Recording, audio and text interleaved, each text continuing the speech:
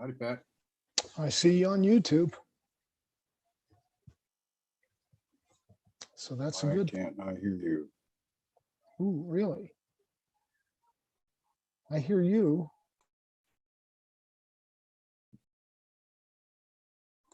Hear me now? It's my headsets, Well, I think. huh? Hang on a minute.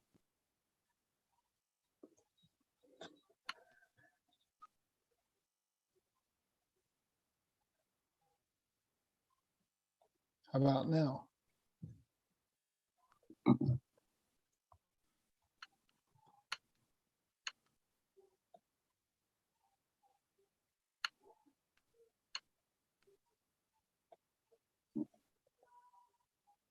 Well, don't take them off. Huh?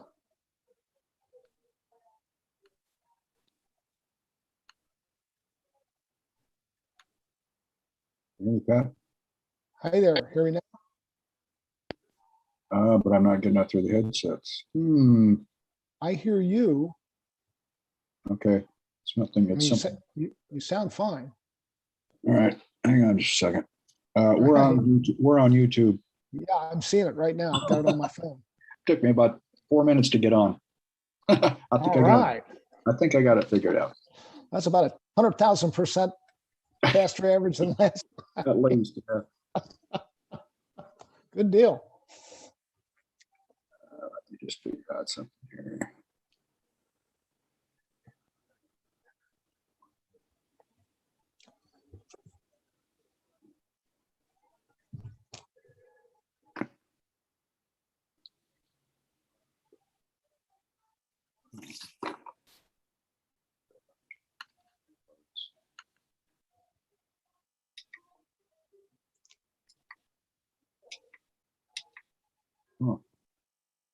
Hear you.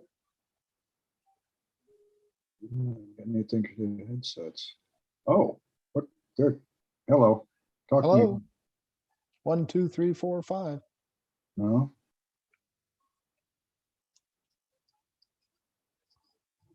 I wasn't saying Somebody's anything. somebody's talking to me. Huh?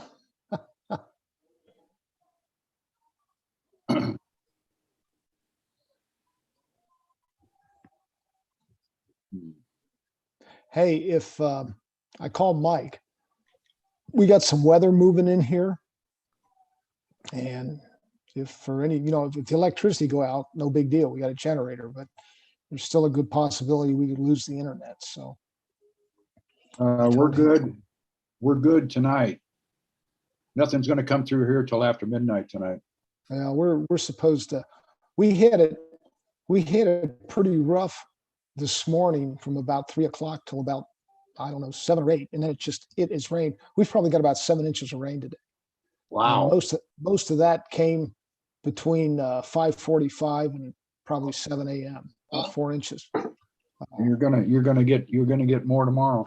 Yeah. Although looking at some of the stuff tomorrow, it looks like we're going to be on the southern side of it. So But I'm not getting out through the headsets. I hear you. Okay, wait a minute. You sound fine. There's an echo. Hang on just a second. We're on YouTube. Yeah, I'm seeing it right now. I'm getting- Took me about 4 minutes to get on. I think I got it figured out. That's about 100,000% faster average than last. At least.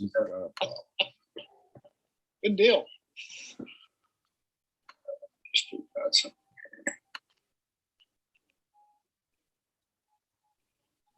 Let me drop this PowerPoint down a minute. Go back to, that's what I lost.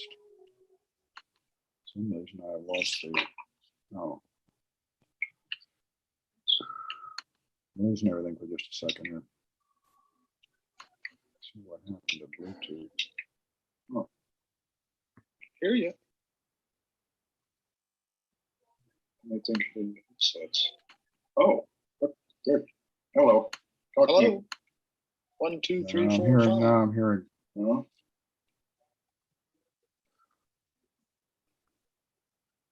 I wasn't saying. Somebody's talking to me. That's probably me. You don't have to share screen on again, do you? Because we've got that same funky echo that we had before on a 20 minute or 20-second delay. Okay, can you hear me?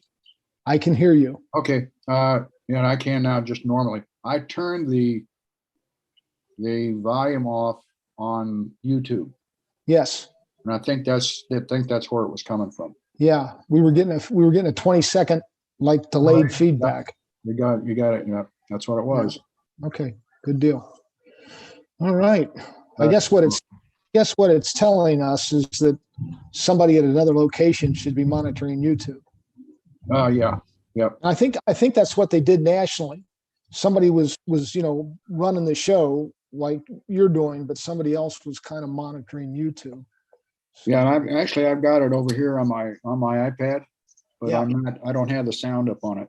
yeah, I've got it on my But phone. if I do, I'm going to get into problems with it. Yeah, you will. You'll have that delayed echo.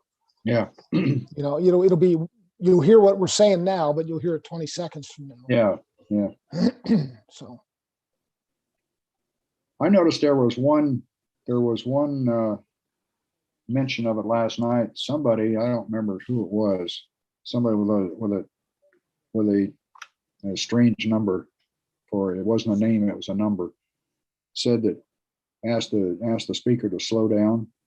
And it was because of it's got to be because of the 20-second delay. could be. But the only two people on the meeting with the phone number were the commander and the OTO.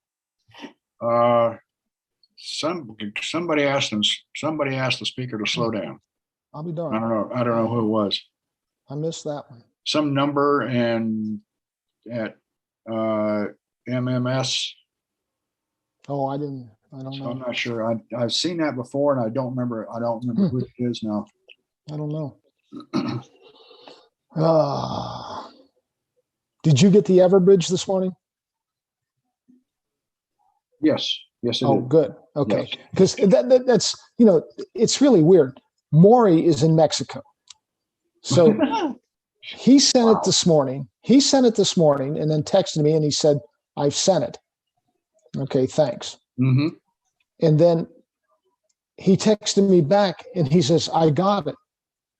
And, he uses Hotmail also, like I do. And Yeah. yesterday I got his initial Everbridge that he sent out early in the morning at 10:06. Now I didn't get anything today. Huh. And he got it almost instantaneously. I don't know what the problem is between Everbridge and some of these email providers, but well, Hope National is shooting straight when they say that they're working with them and trying to get it worked out, because it's Is Steve Pegram still with Everbridge?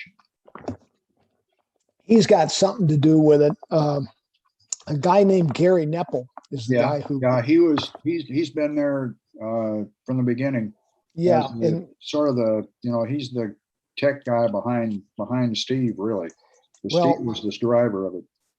what I understand is Gary is not in very good health, and Hmm. he's reluctant to give anything up. Yeah, And that's not good, because yeah.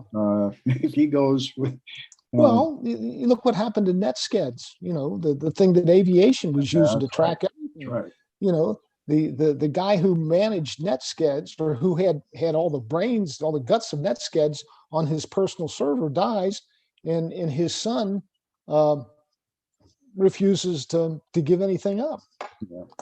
In fact, So I remember back, I think when I was district commodore, I'd talked to Steve Pegram about, because I knew that situation was, even back then, it was known about Gary. And I said, Steve, who are you training using him as who are you using for a backup? And he says, don't have anybody really. Yeah. And I said, That's hey, scary. and I got into it, and I got to where I could play around in it, Yeah. I guess with more dangerous than anything else. But I got haven't. pretty used to it, and I told him, I said, geez, I'd love to get into that. And it just nothing ever came of it. Yeah. So, Well, supposedly Gary Neppel's training Maury, and maybe it is Steve Pergram, I don't know, somebody else, how to, the ins and outs of it. But it's, it's pretty cumbersome right now because, Oxdata and Everbridge don't talk to one another. Yeah. And, we've got these people that are getting Everbridge notices that aren't members anymore. We got widows getting Everbridge notices, who yeah. And I remember having to go through the Everbridge contact list at one point. I guess it was back. It might have been just after I got out of District Commodore. I went through it and I went through the whole thing and manually deleted. Looking at Aux directory, comparing the flotilla listing against Everbridge and deleting what was not there. And man, I think it took me 2 weeks to do that. I had Maury do that 2 years ago, I guess. And and it was a time consuming task. I mean, Maury was pulling his hair out with it because he'd send out an Everbridge based on what he had. He was looking for follow-up for people that were no longer members. And then these division commanders are coming about, hey, what about these 10 guys? Yeah, exactly. They're new. And well, hopefully, I think I don't know where Oxdata 2 is with it right now, but that is supposed to have been cured. It's going to get cured with Oxdata 2, to where that's going to be an automatic update between Oxdata 2 and Everbridge. Well, I hope so, because that was one of the things that they were supposed to work on. In fact, that's something I ought to probably have Donna push up the chain to Linda and see where it's at, what's going on with that. It's probably down the line, but when Maury told me about that, he says, I can't get in. I don't know how to edit it. He says, I'd do it if I can. Well, I found out that whoever was kind of ramrodding that, whoever the Maury was in District 7 knew how to do it, and I got them together, and he walked Maury through it. How to delete and add. But it was really a time-consuming task. It is. Believe me, I've done it. I know what the problem is, especially doing it manually like that. Yeah, and you really have no idea whether you're going to be correct at the end or not. Yeah, because it's just like Maury found out.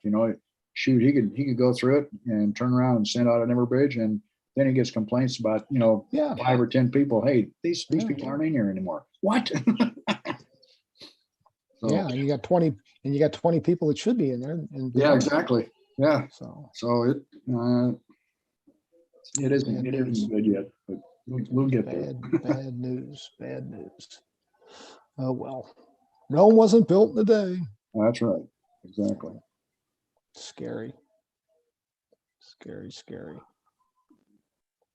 That was pretty slick flow chart Rich Geiger put together, wasn't it? Yes. Very, very nice. Yeah. So I got to get that over to Dale Crow and get that on the website.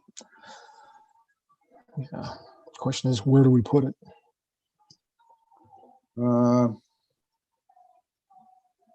Well, put it out in the Oxdata 2 stuff. Well, that's where I want to put it, Oxdata 2 or the IS stuff. It's there's Mr. Smith. All right. Michael, how are you, sir? Michael. You may not be. We see you. Quite logged on yet. Hello, Michael. He's trying to talk.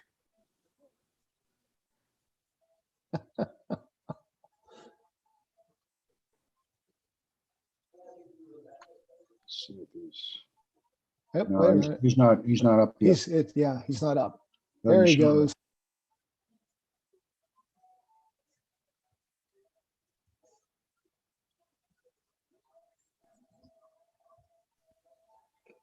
I don't know if he can see us yet. Can you hear us, Mike? Yep, I can hear you. Okay. Good evening, sir. How are you? I'm doing fine. How about yourself? Well, let's just say I'm as happy as a possum in a dumpster behind an Outback Steakhouse. Oh, here comes our OTO. Good evening, Bosun. He's connecting.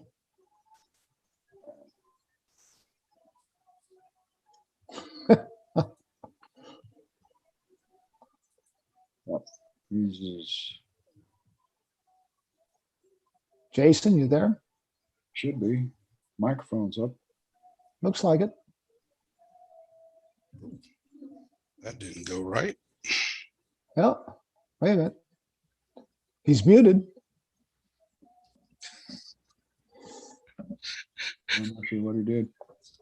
Mike, you got the Golden Gate Bridge right over your face. Oh, there you go. That's better. I was trying to do the virtual background. I got my little green screen back here, I see and that. Oh, It's- you got yours. I got to do that myself. it's not working for some reason. It's doing my face, and it's not doing anything else. That is just really weird. Let me That's all right. see. It looks kind of serene.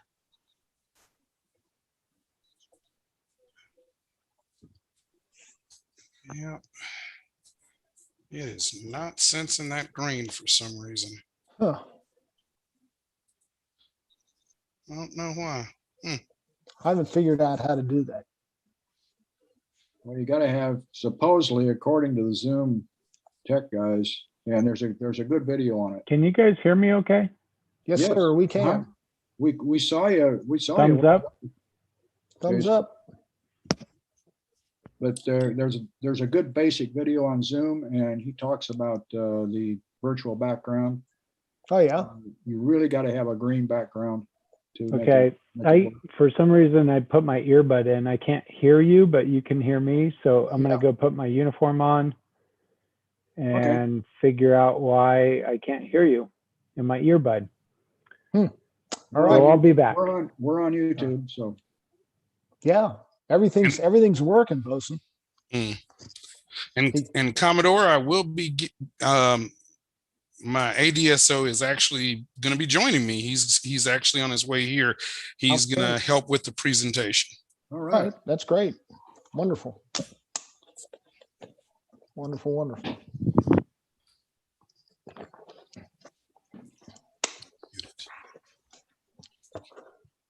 Ah, Lordy. Were you on the call last night, Mike? Yeah, I was.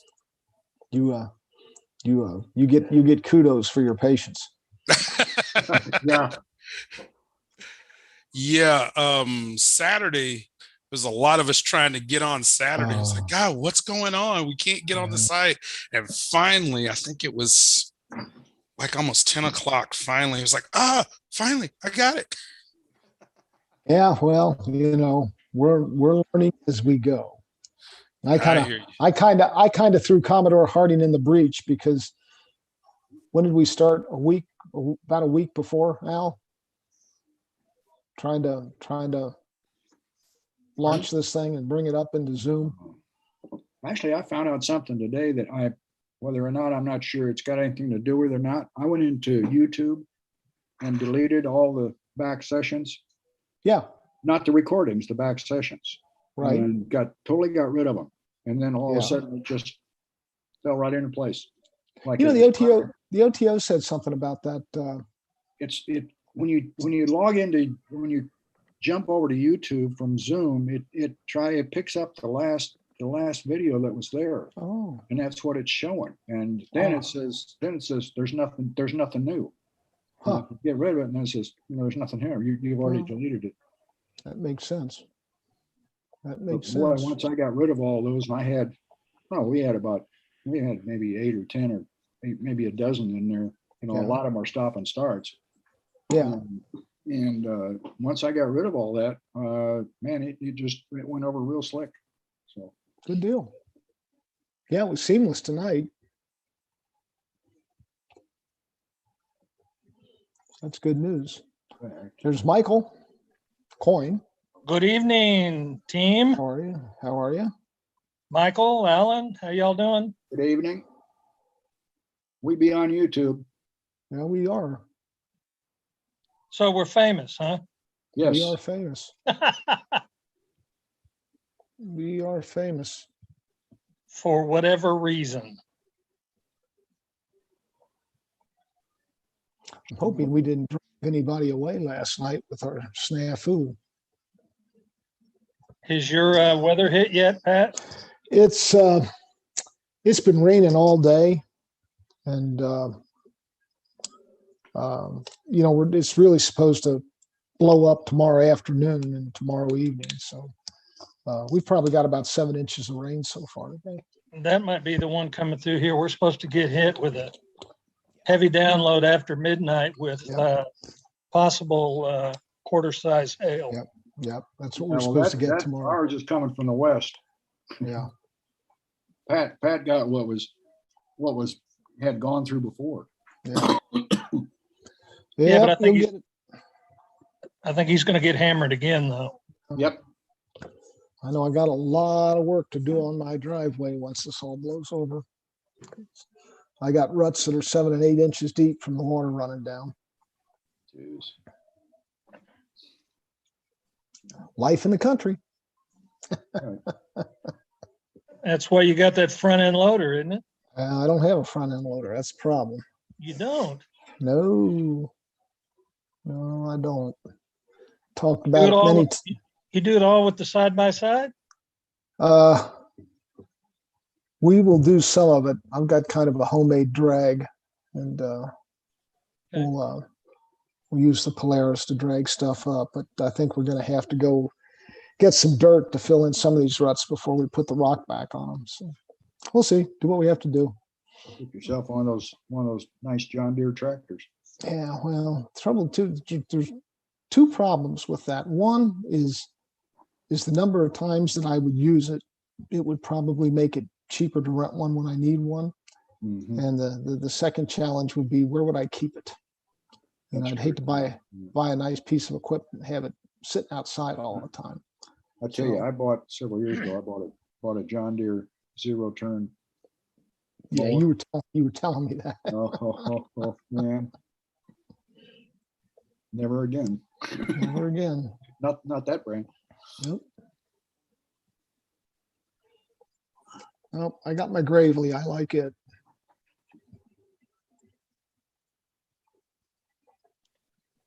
When I worked at the school, I bought a Snapper zero turn. Mm-hmm. And actually, it was a joystick drive. The only thing that it didn't come with that I wanted was a drink holder. So needless to say, I added one. And I love that mower. Well, I love the one I got now. Man. There's something very cathartic about being one with your mower by yourself and no one bothering you. I got Oh, two no. drink holders. I got two drink holders on mine. Well, what good's that going to do? You can only use one at a time. I know it. Just got to be different, huh, Al? Yeah, exactly. Well, I bought the Cadillac, so it came with it. Well, you know what? You only go around once in life. So. Yeah.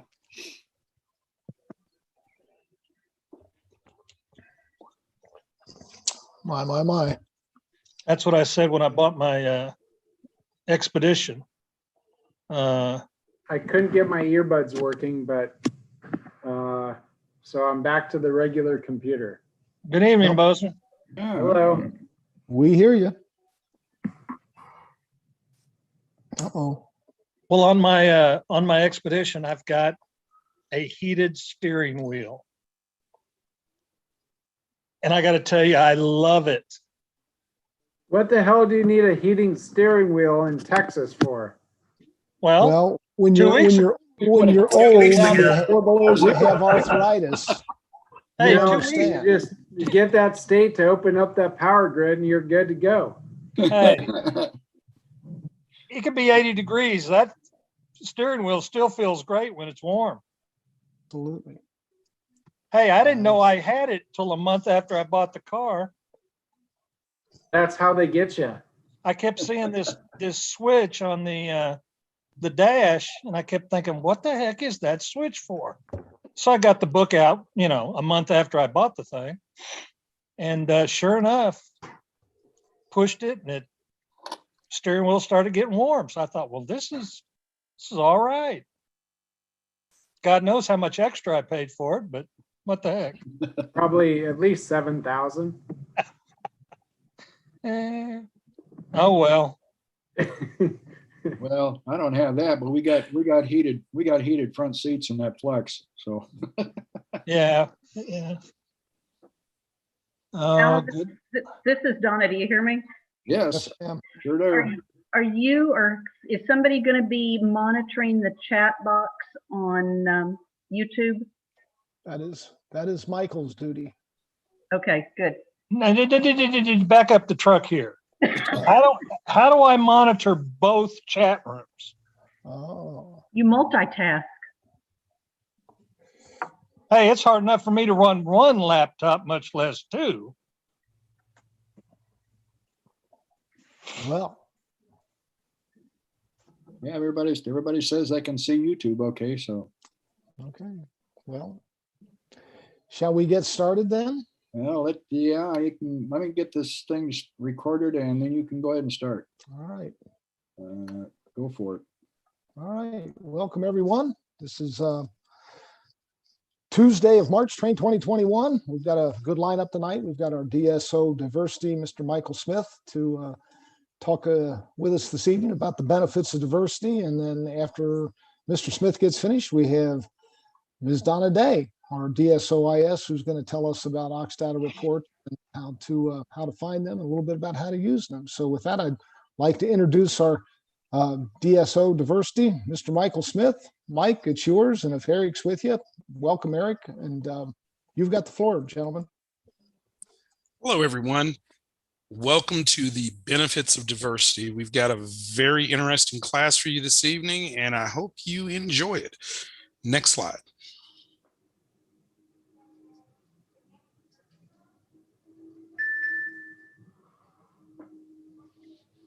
All right, one of the things I want everyone to look around and think about is how diverse is the district, division, and flotilla that we are in. Diversity comes in all different forms, shapes, and sizes, and it's something that we all need to look forward and look into. Next slide.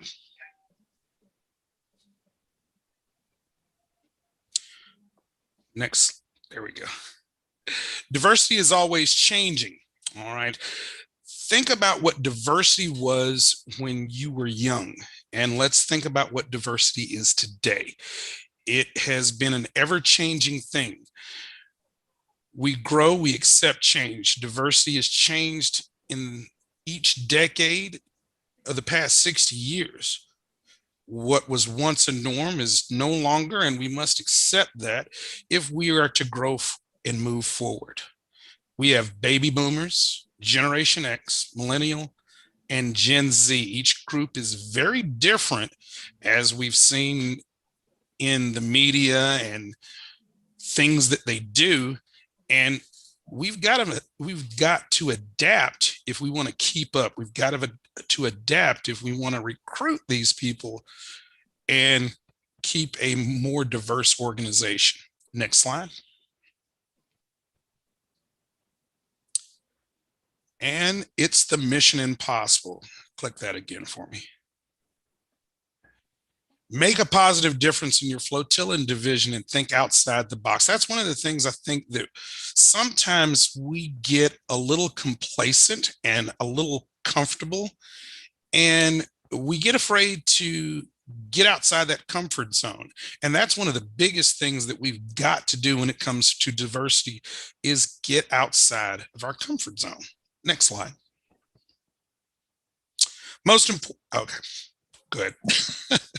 Diversity, inclusion, culture of respect, diversity of mission. What is it?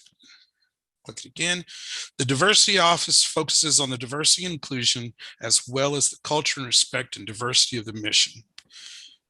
Guys, being more diverse is one of the things, especially in this day and age, that we need to do. I could quote a lot of the things that are here and just read it to you, or I could just tell you, we have a lot to work on.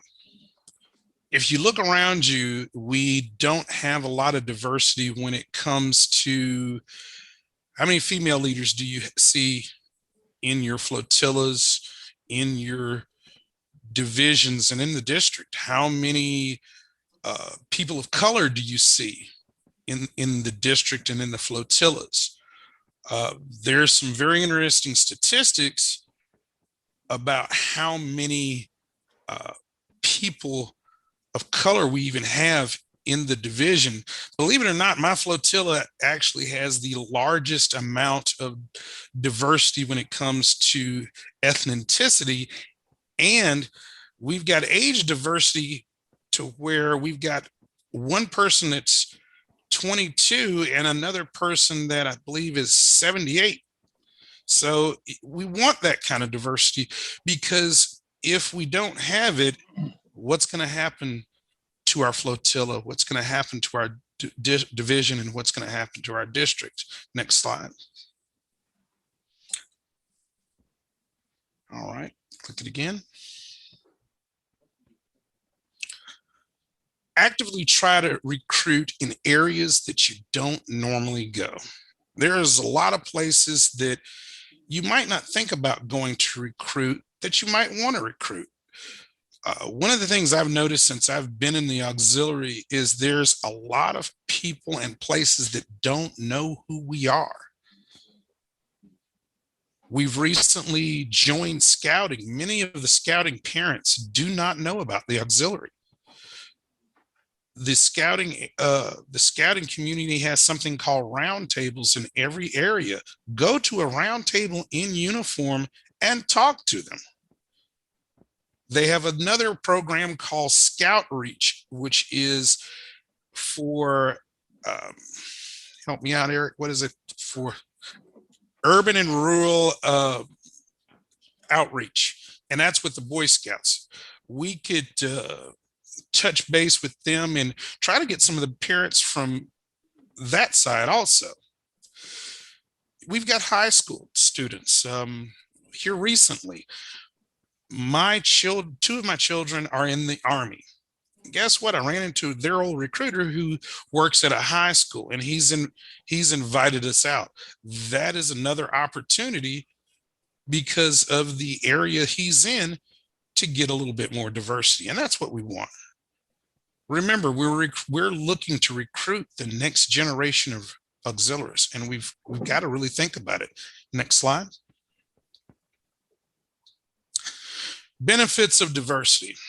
Diverse workplace and employs people of different genders, ages, races, cultural backgrounds, languages, ideologies, sexual orientation, physical and mental abilities, and national origin.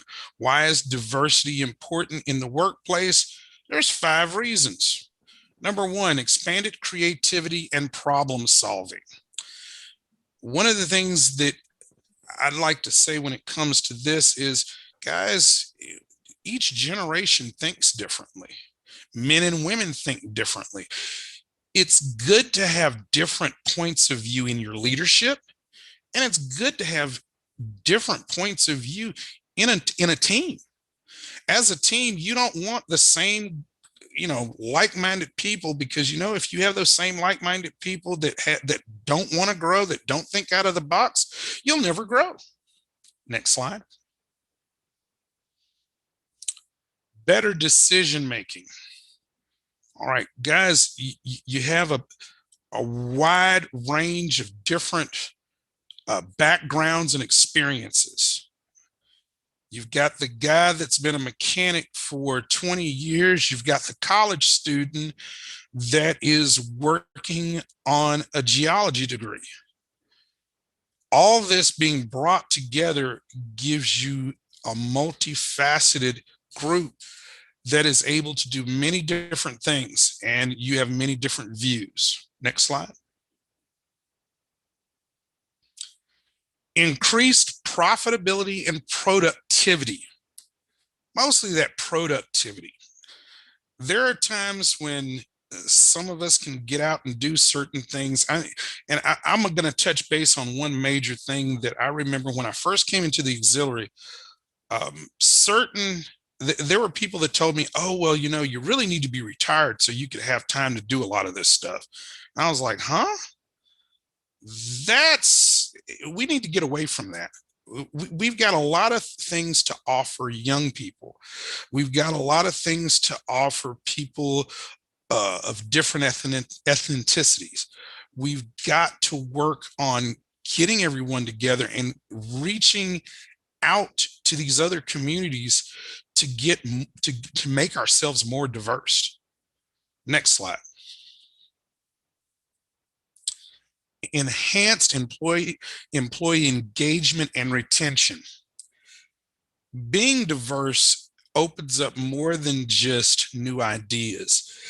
It allows us to engage people that we normally probably wouldn't engage. You get to learn about different people. You get to learn about different things. Like, there are things that younger people do and say and talk about that I know all of us go, what? Huh?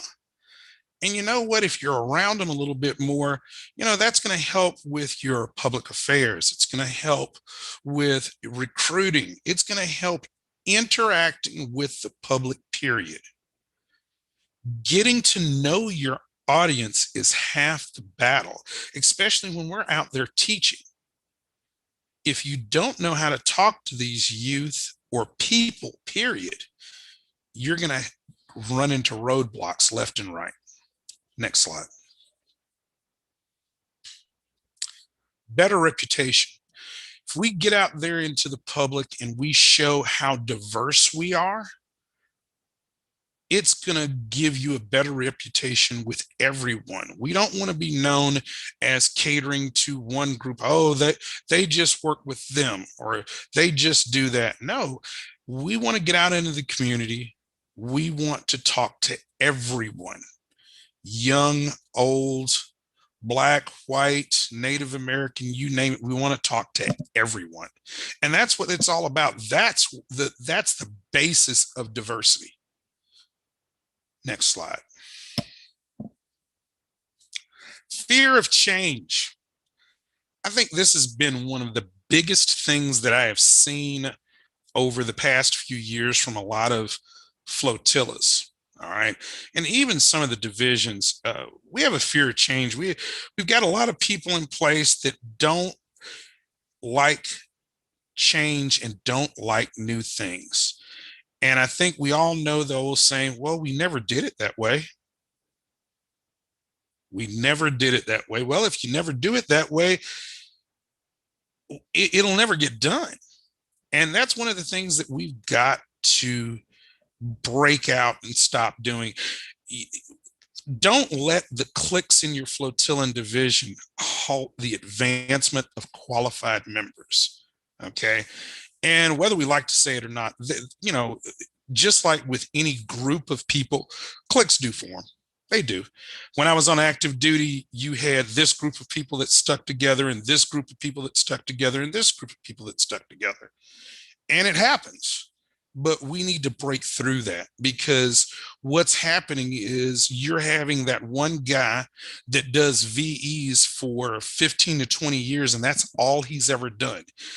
Why isn't leadership? Why aren't you motivating them to do something else?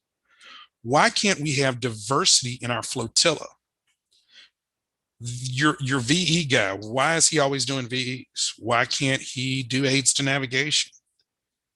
That's diversity too. Having that same person do the same thing time after time after time, you're not being diverse, you are being complacent. All right. Don't say they're too young. That's another thing. I've heard that. Oh, well, they're too young to be a flotilla commander. They're inexperienced. They can't do that. No, don't say that. If you're a leader, it's up to you to train them. You're training your next replacements. And if you don't have those people in place when you're ready to leave, and I've had some recent things in my life change to where we've had 3 losses in our family here recently. And you know what? You're not promised tomorrow.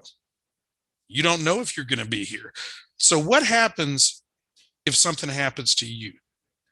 Is your flotilla going to be able to survive? Is there someone trained enough to keep it going?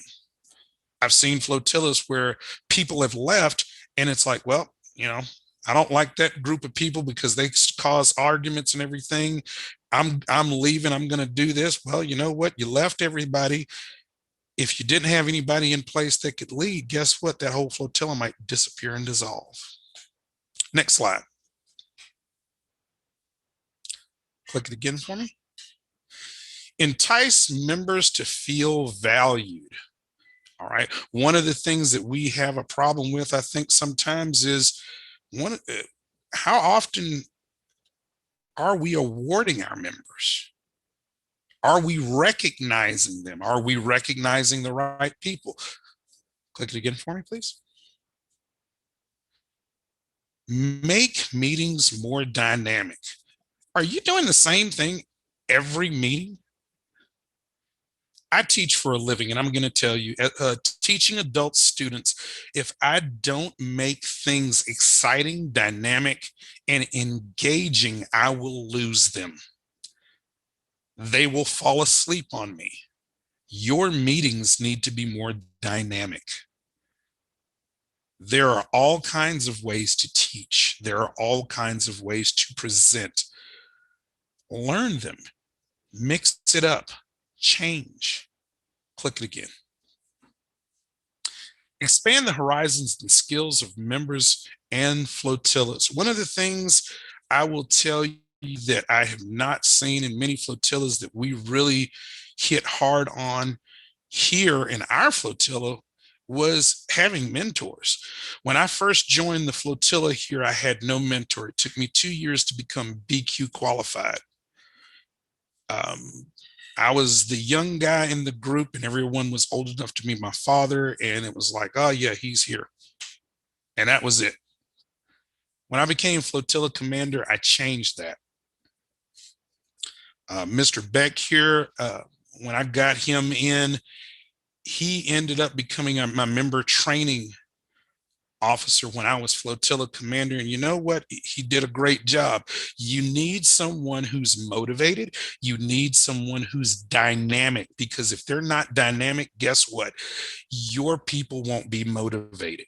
And motivation and putting that fire under them is what you need to get training done and get them excited. Your people should be excited about the auxiliary. Next, click it again. Become more relevant and responsive to partners to the goal side. I heard someone say last night, during the food services class, don't wait for them to call you. Exactly. Don't wait for them to call you. Call and ask if they need help. If you've got time, ask. Put yourself out there, because guess what?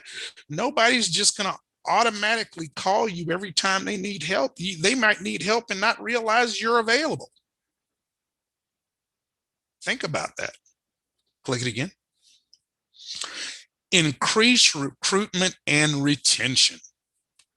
Something that I feel personally that we are very, very weak at. Recruitment and retention. How many times have you guys been out to your local community college? It's a great resource. I can bet money that some of your HR people have never seen the inside of the local community college. But guess what? It's there. That's a resource. How about the high schools? We've got Aux Scout. That's diversity.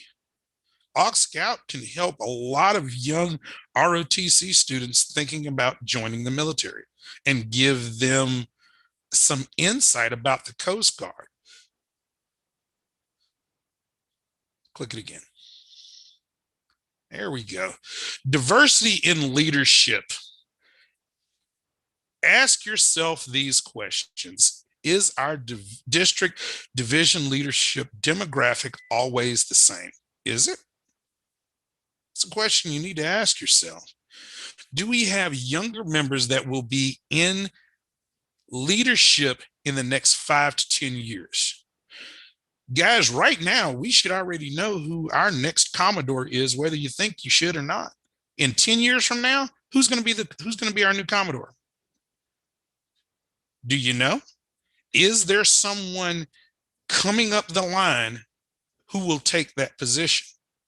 I know it seems like, God, that's 5-10 years away. We don't want to go that far. Well, guess what? You got to think about it, because 5-10 years from now, if someone's not trained, guess what? It leaves a black hole. All right. You're always trying to train the guy below you to take your job. A successful leader will do that. Are there members, male or female, of other demographics that are qualified and capable of doing the job? If you have those people in your flotilla, in your division, and in the district, ask yourself, why aren't they in positions? And if you have them, guess what? It's your job to motivate them to get in those positions. Talk to them about becoming the next flotilla commander. Talk to them about becoming the next division commander. These are the things you need to do, because guess what? You need these people to rise.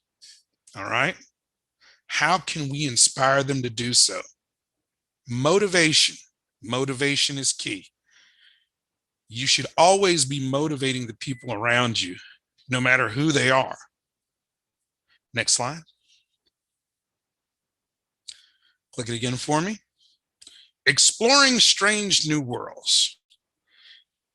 Now, I modified this slide because our Commodore Porter has one similar, and I just updated it. So we're both Star Trek fans, and we'll talk about diversity and inclusion, the final frontier. These are the voyages of the Coast Guard Auxiliary. Your mission is to explore strange new worlds, seek out new life, new civilizations, to boldly go where no one's gone before, to be ready, reliable, and relevant. Click it again for me. Bridging the gap, age diversity. Look at your flotilla and see what the average age of your flotilla and your division is. The average age of an auxiliarist is about 63 years of age. One of the biggest obstacles in recruiting millennials and Gen X. I actually heard, I think it was someone said that, I think it was Mr. Beck that said it, that one of the problems was a lot of auxiliarists don't want to work with their children and grandchildren. And yes, that's the age bracket that you're looking at. Yes, many people will end up working with people that are the same age as their children and the same age as their grandchildren. Guys, I know it's hard. I do it every day. I teach people older than me. I teach people younger than me. And you know what? It's not that bad. Don't be scared of it. And again, we have the same thing. Where will we be in 5 years? Where will your flotilla be in 5 years? Look around. If everyone is within a certain age bracket, will everybody be able to do the missions in 5 years? And we're not trying to be funny. We're being realistic here. Will everybody in the flotilla be able to do the mission in 10 years? We have to look ahead. We have to prepare for the future. Do we have leaders in command positions below the average age? Well, do we? Do we have leaders in their 50s, 40s, 30s, and 20s? It's not unheard of to have a 28-year-old flotilla commander. It's not. But honestly, I haven't really seen any. That's one of the things we should think about. Click the next slide. Will we have someone to take over the flotilla division when I leave my position? Think about your position. This is part of that mission and diversity within your flotilla. If you keep doing the same job all the time, if we never diversify what we do, if Mike only does diversity for the next 10 years, what happens if he was thrown into HR? What would happen if he was thrown into IS? we need to make sure people are trained in basically what we used to do when I was on active duty, cross-train people. We need to make sure we have people trained in different areas. So in case something does happen, we can switch over and keep the wheels moving. Plus, it's nice to have different ideas because, someone else might have a different way of doing something. You keep that same guy doing the same thing for 20 years, you know what? It's not going to change. New ideas are not going to happen. Another good thing is, have I left a legacy? What kind of legacy do you want to leave behind as a leader? What do you want to be remembered for? Be a leader that is remembered for change. Change can make a big difference. Change, you could be the first to make the change that everyone remembers. All right. We have the Aux Scouting program. Guys, jump on that. It's a big thing.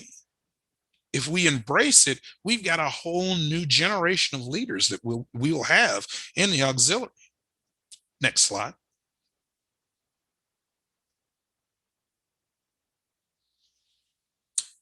All right. Acknowledging your shipmates and their efforts by pursuing the NACO 3-Star Award in Diversity. Guys, the NACO 3-Star Award is very, very important.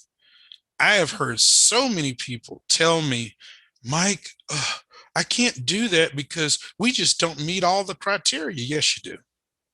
If you got a flotilla and you're running your flotilla and y'all are doing anything, you're meeting the criteria, trust me. Most flotilla commanders and diversity officers don't even read the criteria. Yeah, I said it. And I know it's true. You don't read it. So that's why you don't know what's going on. If you read the criteria for the diversity, you might find out, oh, wow, we do meet the criteria. Read it. It's not going to hurt you. It's a couple of pages. Open it up and start checking things off. It's not hard. It took 15 minutes to do our flotillas. There are other diversity officers that know how to do this paperwork. Why not get the award? It's an easy award to get. And if you haven't met some of these goals will help make your flotilla better. Next slide. Here's your leadership right here. Commodore Porter. I mean, him and his assistant, guess what? You don't have to go through leadership to submit this. Click it again. The awards are presented at NACON. And trust me, it would really look good to have a large percentage of our division get this award. Click it again. Now let's look at this. All right. 2017 NACO 3-Star Award. Let's find ourselves.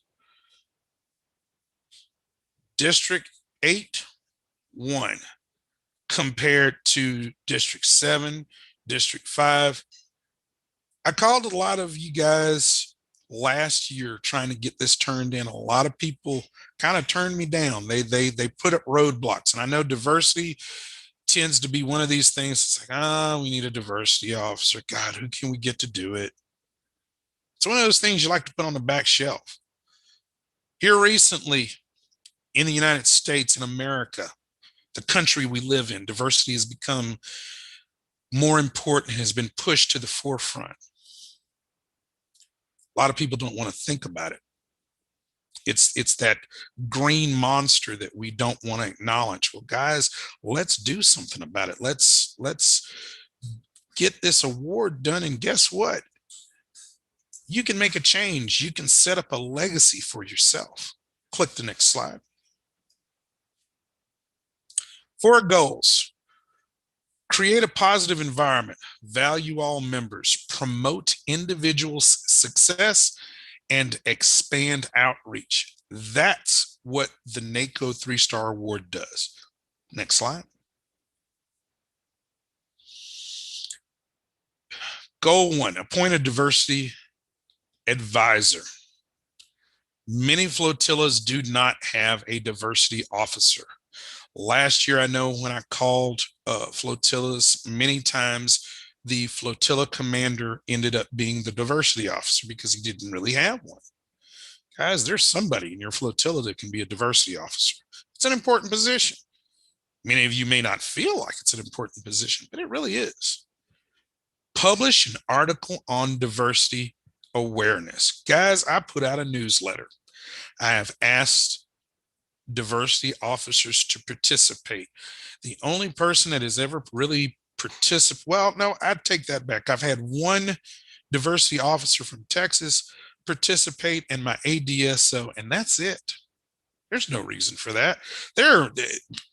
There's all kinds of things that you guys can write about. Diversity member training sessions. How many of you had this year? How many did you have last year? How many did you have the year before? How much? I'm willing to bet 0. Encourage membership to attend at least 4 meetings.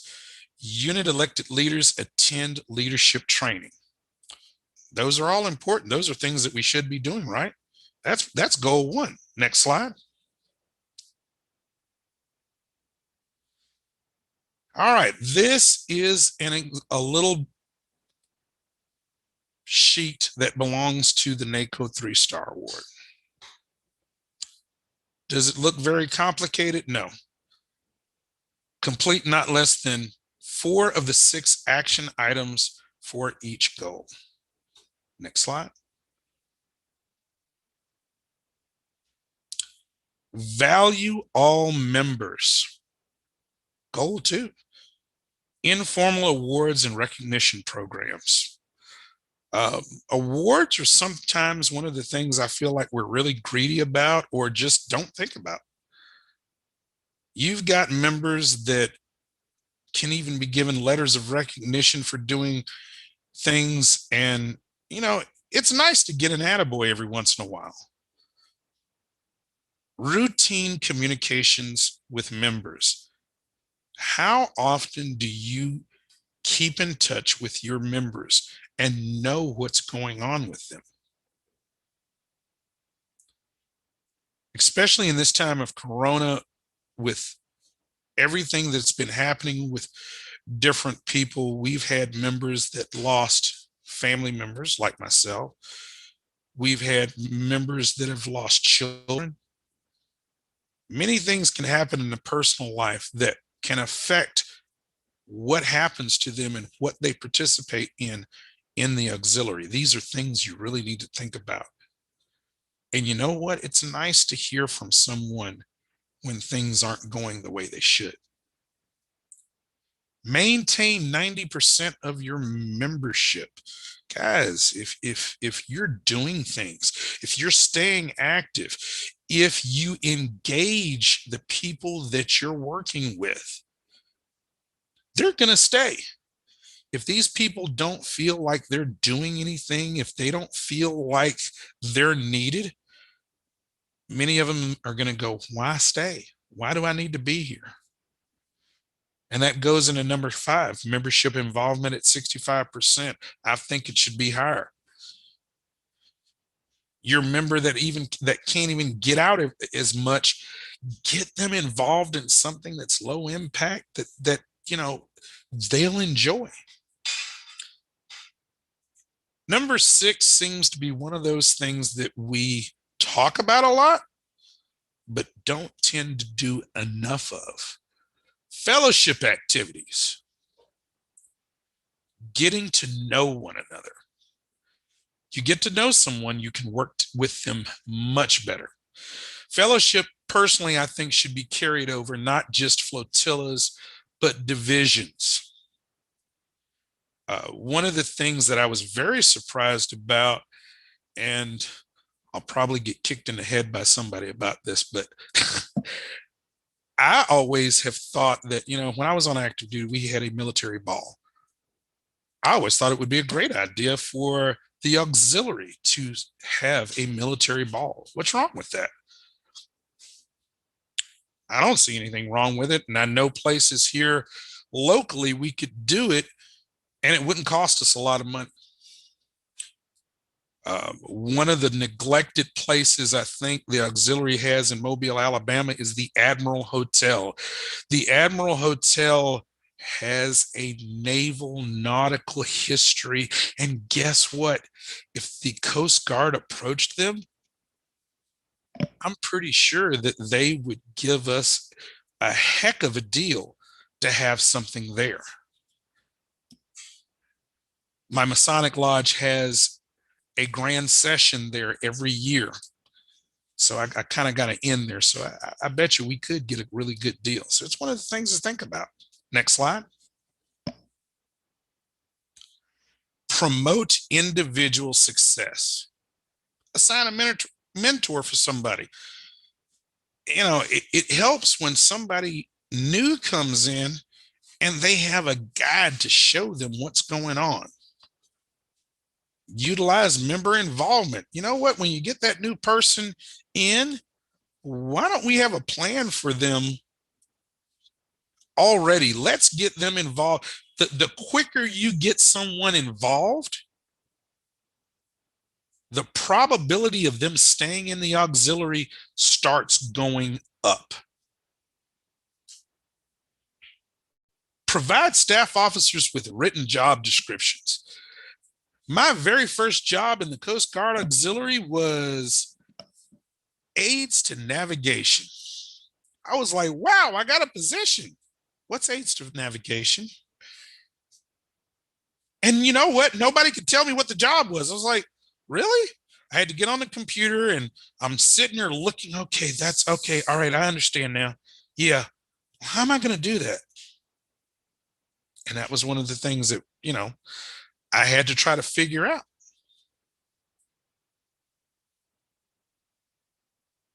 Ensure adequate access to meetings. Guys, don't make it hard for your people to get to meetings. And I will tell you, one of the things I love about Zoom and freeconferencecall.com is, guess what? If members can't make it to the meeting, you can make it a hybrid meeting. It's like, wow, people that wouldn't normally show up have automatically popped in and they've showed up for the meeting. It's great. You've increased the numbers to your flotilla meetings. And now everybody knows what's going on. Next slide. Expand outreach. Outreach is something else I felt that we are seriously lacking in. We need to get out more. And I think a lot of flotillas are scared of outreach. I really don't want to do that. Yeah, it's not in your comfort zone. It's not supposed to be. That's why it's outreach. It's kind of in the word, right? You're reaching out. You're not in that seat where you're comfortable. You're going out into the community, talking to people that you may not normally talk to. You're going to reinforce that diversity training. You're going to develop new relationships with the community. There you go, your public affairs right there. See, that's the cool thing about diversity. It doesn't just sit in one little spot. I can get diversity and talk about HR. I can talk about public affairs. We can do VEs and I can talk about diversity. Diversity is like a tree or a vine. It stretches out all over these different positions, and you can make a difference and make change through diversity in no matter what position you're in. Create a capacity for change in organizational thinking. Again, we talk a lot about doing the same thing over and over and over and over again, not changing. Let's show some change. Let's make a point to have change. talk to people you didn't talk to before. Go into communities that you wouldn't normally go into. Next slide. Now, you can go in the forms warehouse and find that NACO 3-star award form and fill it out. Remember that one of the key things is you do not have to turn this in to your immediate leadership. It goes straight to the Commodore, not our Commodore, the Commodore for Diversity. Goes straight up to him. They look it over, and guess what? Once you turn it in, you get an approval pretty quickly. Next slide. There it is on the list. 7064, NACO 3-star award. Next slide. You're going to submit it to Tracy Schultz. If you can see right there, we even have his email address. Enter the, fill it out, enter it, submit it, goes straight to him. Next slide.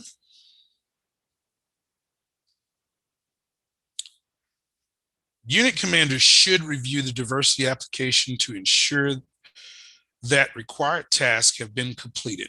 The unit commanders or flotilla commanders, all of them can review it. They can look at it. Your leadership is there to help you. If they don't, then reach out to me. Email me. I work during the day, but guess what? At night, you can send me a message. I'll get back to you. Trust me. All right. Next slide. All right. I am going to turn this over to Eric for questions because Eric has done a lot with that NACO 3-star award. And I'm going to let you see my ADSO, Eric Beck. Come on over here, Eric.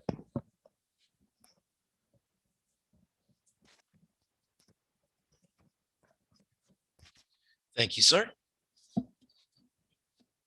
Good evening, ladies and gentlemen. I hope everybody's doing well. Please let me know if you have any questions. Hey, Eric, why don't you tell everybody what the submission date is for the NACO 3-star? Yes, sir. The submission date, ladies and gentlemen, is June 30, 2021.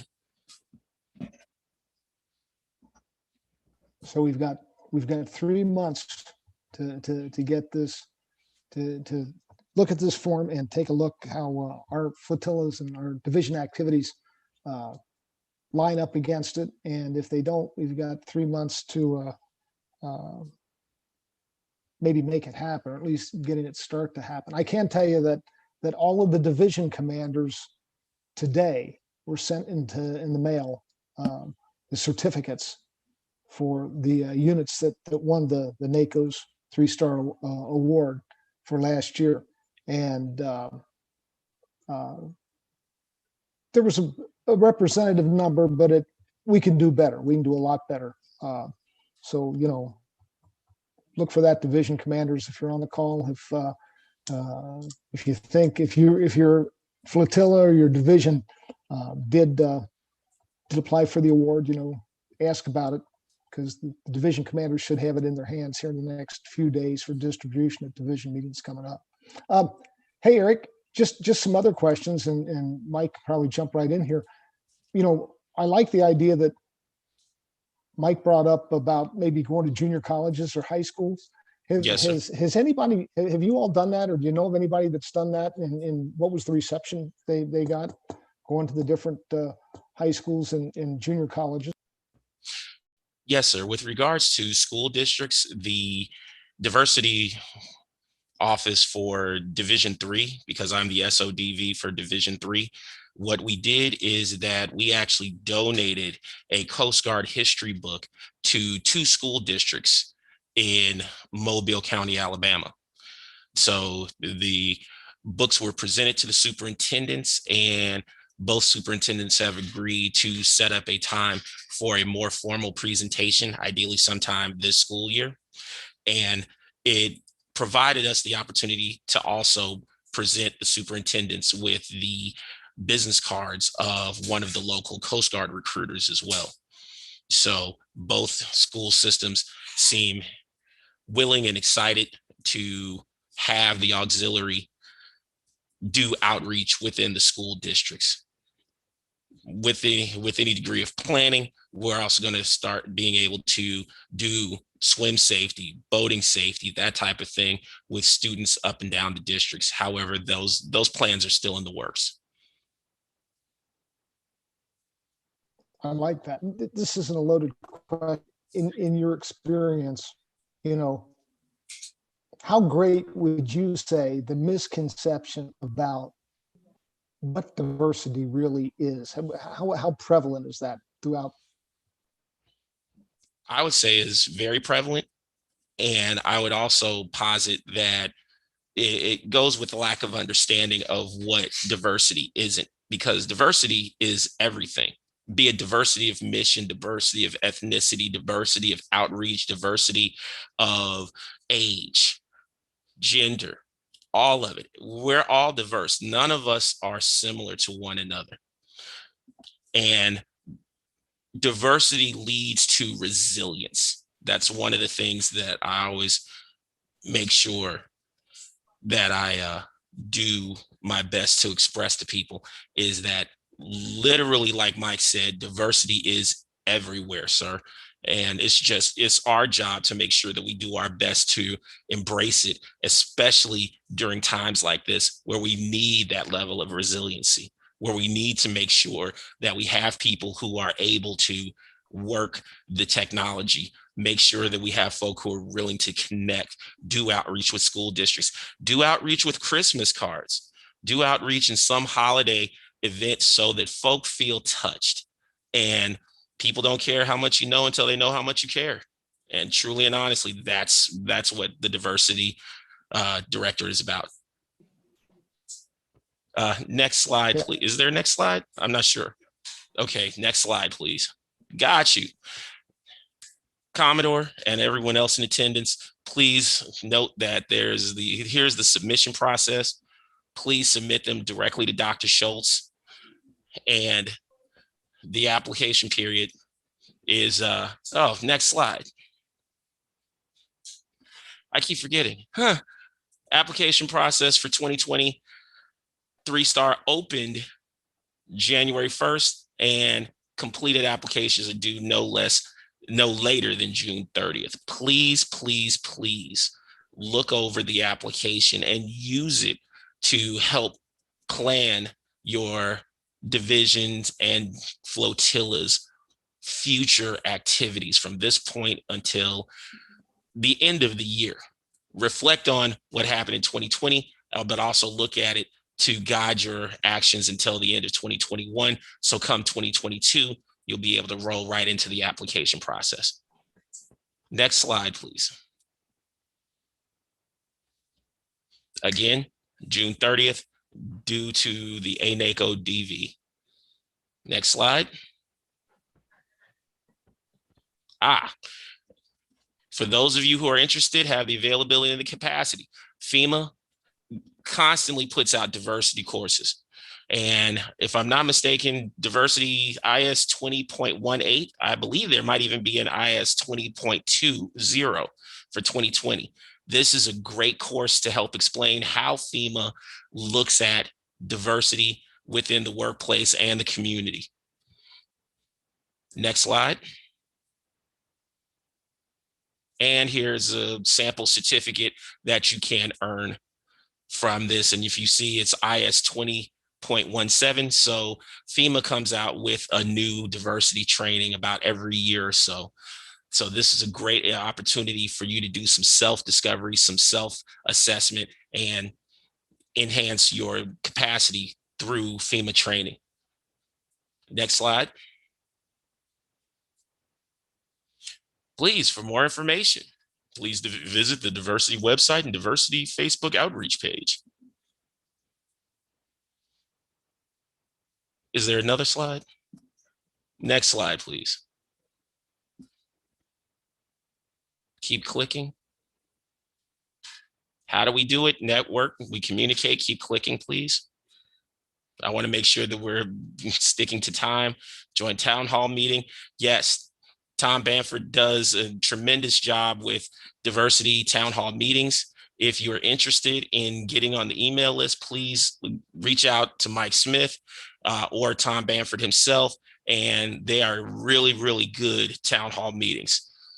Watch our PowerPoint, of course. And is there anything else on this slide? And definitely review your job descriptions. If you don't have one, please reach out to your flotilla or division commanders. Next slide. And feel free to contact your division's diversity team if you have any other questions. Next slide. Together, everyone accomplishes more. I can do things that you cannot. You can do things that I cannot. Together, we can do great things. Mother Teresa. Ladies and gentlemen, let's do great things. Last slide. Woohoo! Here we are at the end. Commodore Fury, thank you for this opportunity. DSO Smith, thank you for this opportunity. Ladies and gentlemen, let's go out there and make sure that we continue to make the U.S. Coast Guard Auxiliary the premier volunteer organization on the planet. Gentlemen, thank you for an excellent, excellent presentation. I learned a lot, and you already got me ginned up with some ideas and some things that I need to do to make this better. Is that FEMA course an online course, Eric, or is that something we would have to go find somewhere to take? The FEMA course is available online, Commodore. Yes, sir. Okay, that's great to know. All right, gentlemen, thank you very much. Thank you, sir. Commodore, I think your mic is off. I was just going to say, Commander or Bosun, you have any comment you want to make or question for Eric or Mike? Hey, Commodore, thank you. And thank you, Mr. Smith and Eric. I really appreciate it. Yeah, just a couple of things on Mr. Smith. I know you mentioned, can you hear me? 1 second, sir. We're working on the speaker. Can we unplug this? Can you hear us, gentlemen? Yes, we can. Okay, now. Commander, your face too. Sir? Oh, okay, thank you. There we go. All right, can you see me? Yes, sir. There you go. We got you. Can you hear me? Good deal. No, just a couple of things that kind of you touched on is like get out of your comfort zone. That was me. I grew up in a small town in Tennessee, and my first unit outside in the Coast Guard was in Puerto Rico. And eventually, I learned to embrace the culture. But a lot of people that went down there, they had a hard time because they thought they were going to go down there from Kansas or wherever, and it was going to be the same, but it wasn't, and they had a miserable time. And then, went to the Middle East and different, religion, different culture altogether, but getting to know the people that, that they wanted the same things that I did. So maybe in a different way or whatever.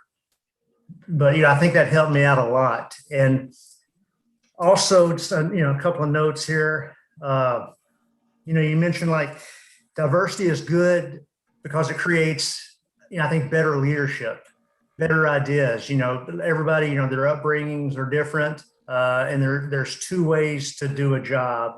And, you get that more, thinking outside the box, different ideas and stuff. So that's very important as well.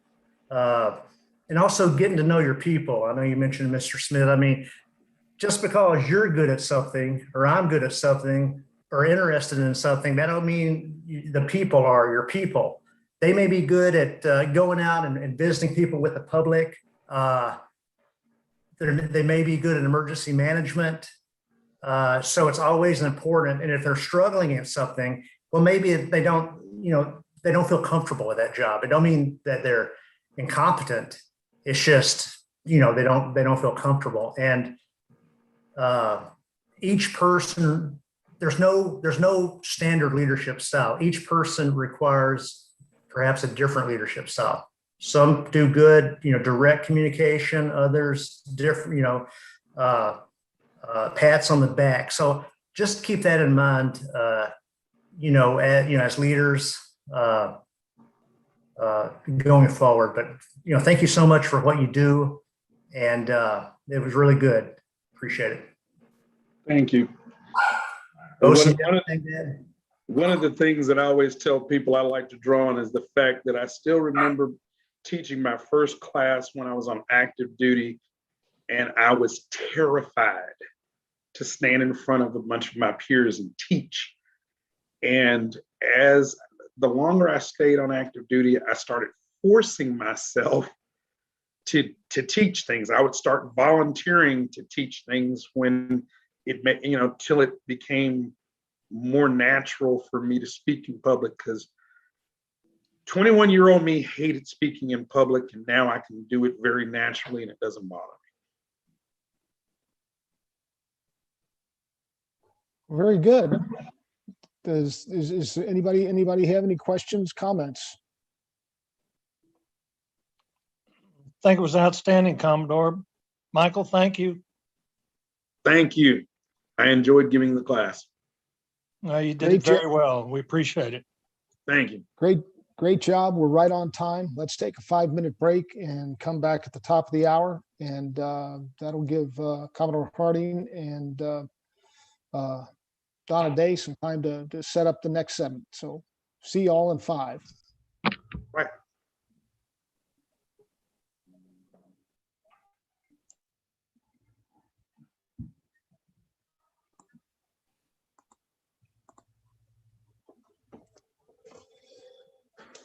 Oh, thank God.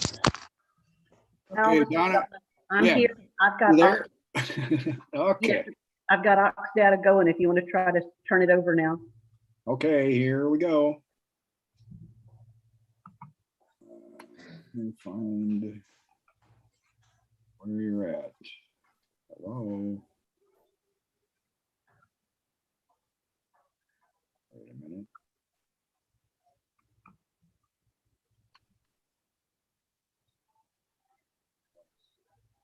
My name is Fred tonight since I'm using his laptop. Okay, all right. No, yep, there it is. I was gonna say, where is Donna? Donna is Fred. Donna is Fred. We're That's not always, okay. We're not always in. I paused the recording too, so don't worry about Okay. it. Okay, coming at you. Let the host now. Remember to share your screen.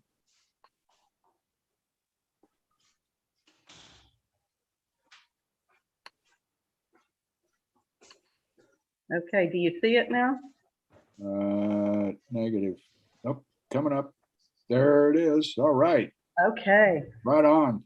I tell you what, we got this figured out. Yep, Let me- looks good.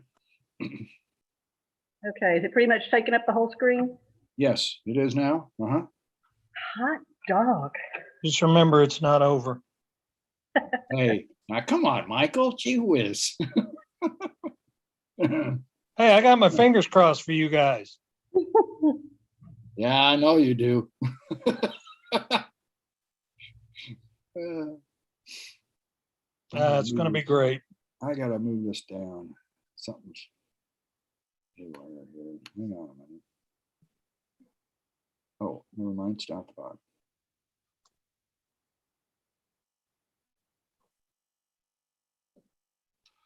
Okay, we'll wait for Pat to get back and I'll start the recording and give you the high sign on it. Okay. You're good to go. Looks good.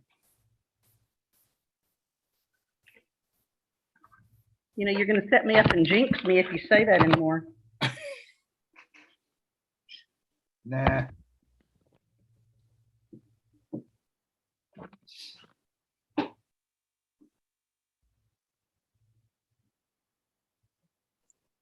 I heard that.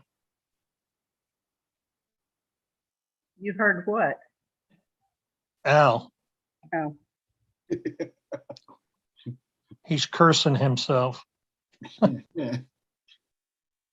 Yeah, my or his computer, one of the two. Don't worry until it starts talking back to you, Al. I know it. It's so nice to have this thing working tonight that makes me. Oh, makes me God, giddy. you just jinxed it. Probably Nah, gonna get hit by lightning or something. nah.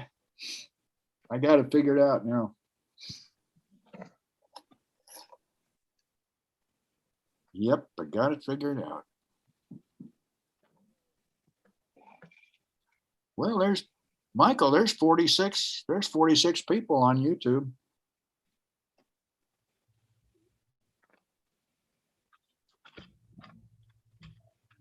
I don't know if they're all auxiliaries, but there's 46 people watching. There's 46 people that don't know how to do reports in Oxdata. That's probably true. Probably more than that. Okay, let's get started again. All right. We're back, and glad to see that we do have the numbers on YouTube that we do have. That's encouraging, especially since Commodore Harding now has this down to a science. So we want to welcome Donna Day, our district staff officer for information services, who has done a yeoman's task and continues to do so with her staff, trying to get all of us backward people up and running in Oxdata and becoming familiar with it. So Donna, the floor is yours, ma'am. I am here. Donna, this is Al. Yep. You are the host. You're going to have to resume recording. You didn't tell me that, Al. Well, I just tried to record it and it wouldn't. It said got to tell the host to resume recording. Well, let me see if I can find Should be where all on that there. is. Zoom button.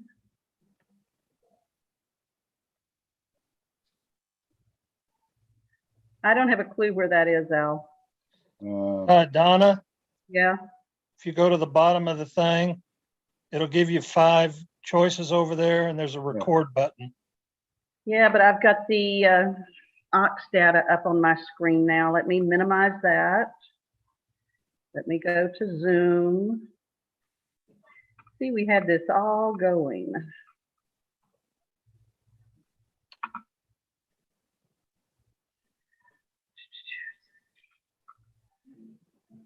Nope, that turns me off. I've got all. The only thing I've got is mute, video, to stop the video, security participants, new share, resume share. That gives it back to you. There's a stop recording. I don't think you want me to hit stop recording, do you? Yeah, hit it and see what happens. Do you want to stop cloud recording? That sounds ominous. Oh, wait a minute. Maybe. Let me hit this thing. It sounds to me like we're recording, so why don't we just go ahead? It looks like we're live on YouTube.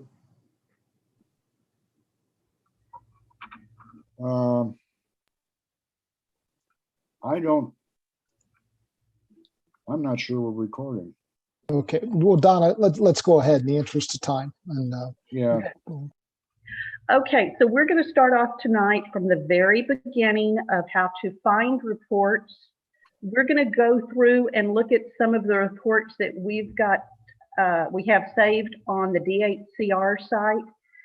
And we're going to show you the layout of that whole reports menu.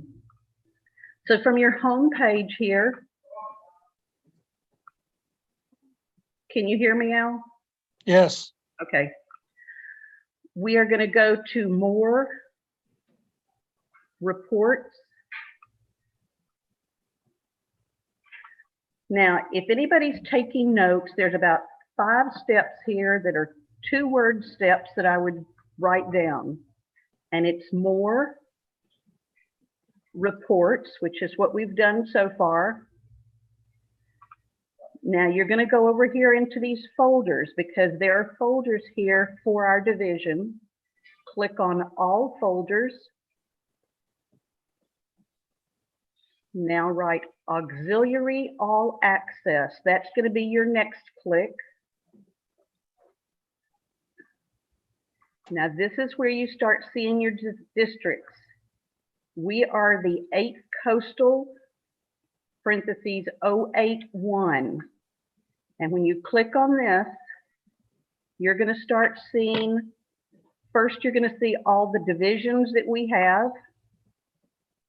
Scroll this down, 1 through 10. And then we're going to start with the various reports that are out there. So if you've written down these like 6 words, you will be able to get in here from now on. So what I'm going to show you are some of the reports that Al and I have put out here. Now there may be some by others, but most of them are what we put out here. We have also elected to use the naming convention to where anything we put on the DHCR site is going to be prefaced by DHCR. That way, in case somebody happens to copy it over to their own division or flotilla, they'll immediately know that this is the whole division and they can change it when they change their filters. But we're going to go down here and show you some of the reports that we have. This one at the very top is a great report. It's the same report that you can get, or pretty much the same report that you can get out of Ox Directory. I'm going to click on it and show you what it looks like. But we've added some columns in there that you don't see in Ox Directory. It's sorted by unit number. So everything in this area is in the Division 1. This is Flotilla 2. It gives their member status. We've got their name, email, home address. And if you scroll down to the bottom of the page, you can grab this bar and keep going to the right. And then you've got your zip code. Now, what's nice about these is that it's almost always pops up first, for some reason, sorted by member ID. But if you want an alphabetical listing, which is what I clicked on this one, just click on the last name. If you want an alphabetical last name, click on here. This is reverse alphabetic. If you want it A through Z, click on it again, go there. Some of your people say if you're in hurricane season, tornado area, and you've got multiple states in your flotilla, you can also click on state. It seems to always go back to the left, but you can slide it over.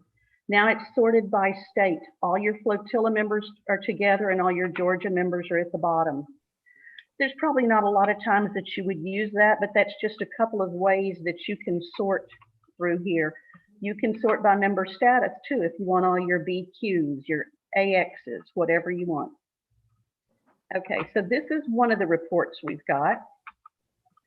I'm going to go back a page. Let me get up to the top. There we go. Okay. I've got to go back the long way. This is just going to reinforce to you guys. 8th Coastal. There we go.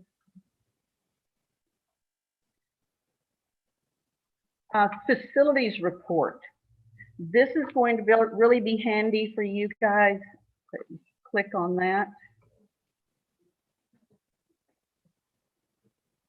Okay. This can be sorted by unit. It can be sorted by facility type. I can click on that. All my aircraft are at the top. So the Commodore can look in here and see how many aircraft he has in his entire district. And then he can see how many are by the flotillas.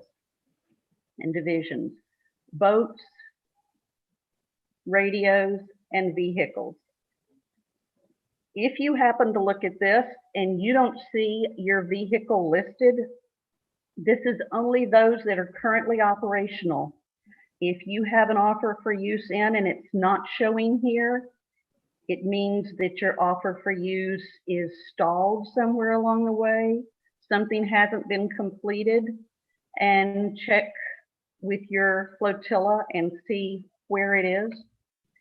If you have any questions, you can have Al or I check for you, or your IS officer look in the offer for use and see if there's an issue there. Now, let's say that, who would we want to do? Let's say that we want to save this. I'm in Division 2 and I like this report and I want to save a copy for my division. I am going to click on Edit.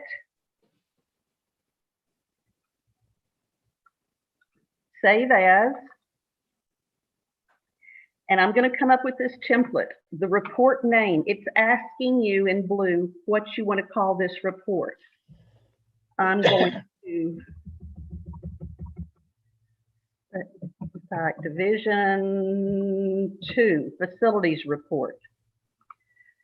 Now, remember I said that I have named everything with D8CR. So we're going to just say D2. Facilities report and owners. You don't have to worry about this piece. It's going to automatically correct itself. Now move down here, and this is saying that currently this is going to be sitting in the D8 coastal folder. Well, we want to put it in the Division 2, so I'm going to click on Select Folder. Right now I'm in 8 coastal. But you see on the right side here are the divisions. So I'm going to select Division 2. Now here's your confirmation that I'm in 8th Coastal Division 2. I'm going to click that as to select that folder, and I'm going to save.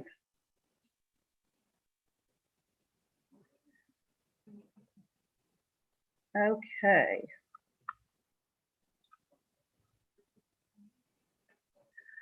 Now, I want to change this to where it only shows Division 2. So I'm going to click on this little funnel.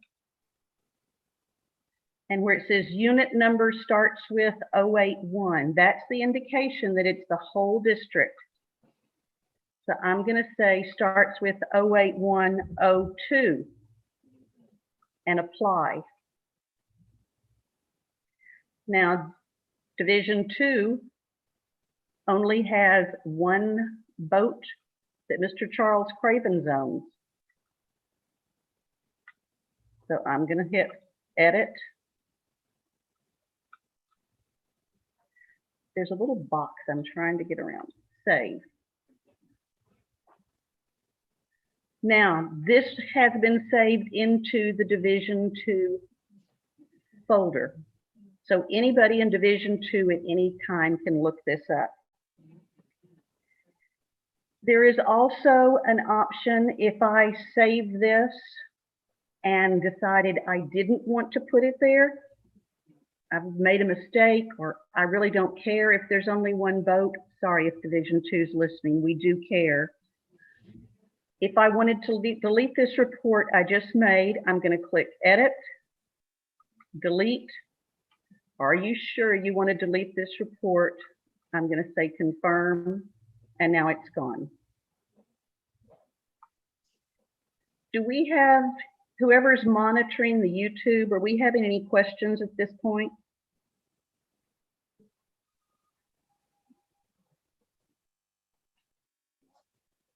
Al, Commodore, Mike Coyne, anybody? I see one question from Tom Hammock. He wants to know, how do I make a folder for 08135? Oh, I'm so far ahead of you, Tom. I'll show you where.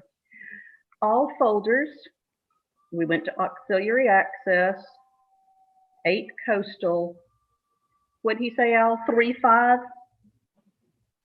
Yes. Okay. He would go down to Division 3, and I have already requested National to create us a folder for every flotilla we've got. So once he gets into Division 3, just scroll down and look at here. He's got a flotilla for 3-5. So anything he wants to save, he can filter it all the way down in that filter to say 0810305 and drop it into that folder, and he has saved something for his folder. Now I don't have to do that later. I'm doing that now. Okay, let's go out of 083. We're going to go back to 081 coastal. We looked at the facilities, underway hours. This is going to be a great report for anybody on the operational team, because you know you have to have so many operational hours per year, depending on your qualification. And it doesn't include trailering, and it doesn't include standby.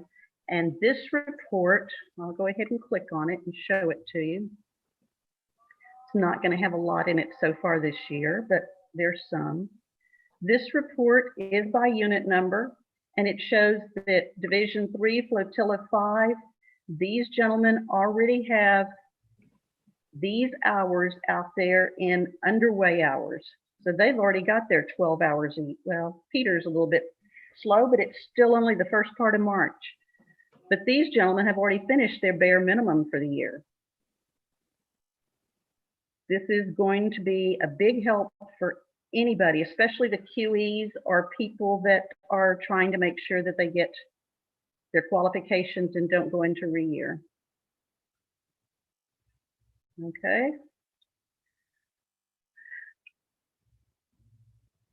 When you're looking at this, while I'm doing this, I've got it minimized, but there's a back arrow over here that you can go back one page. I am just not able to see it when I'm doing this webinar. So that's why I'm having to go the long way each time I go in.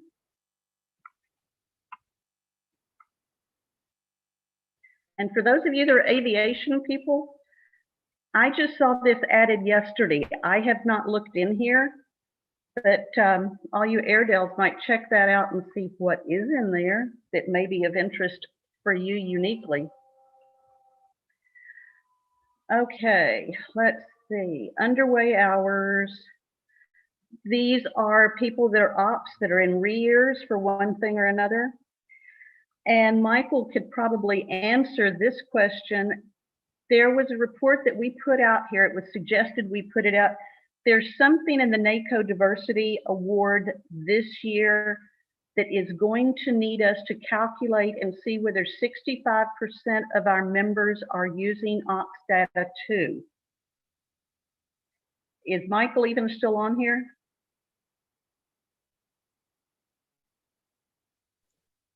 He's still on here, Donna. Okay, Michael, if you want to unmute and tell us how this report is going to be used. I'm guessing it's only the diversity officers when they're doing their calculations.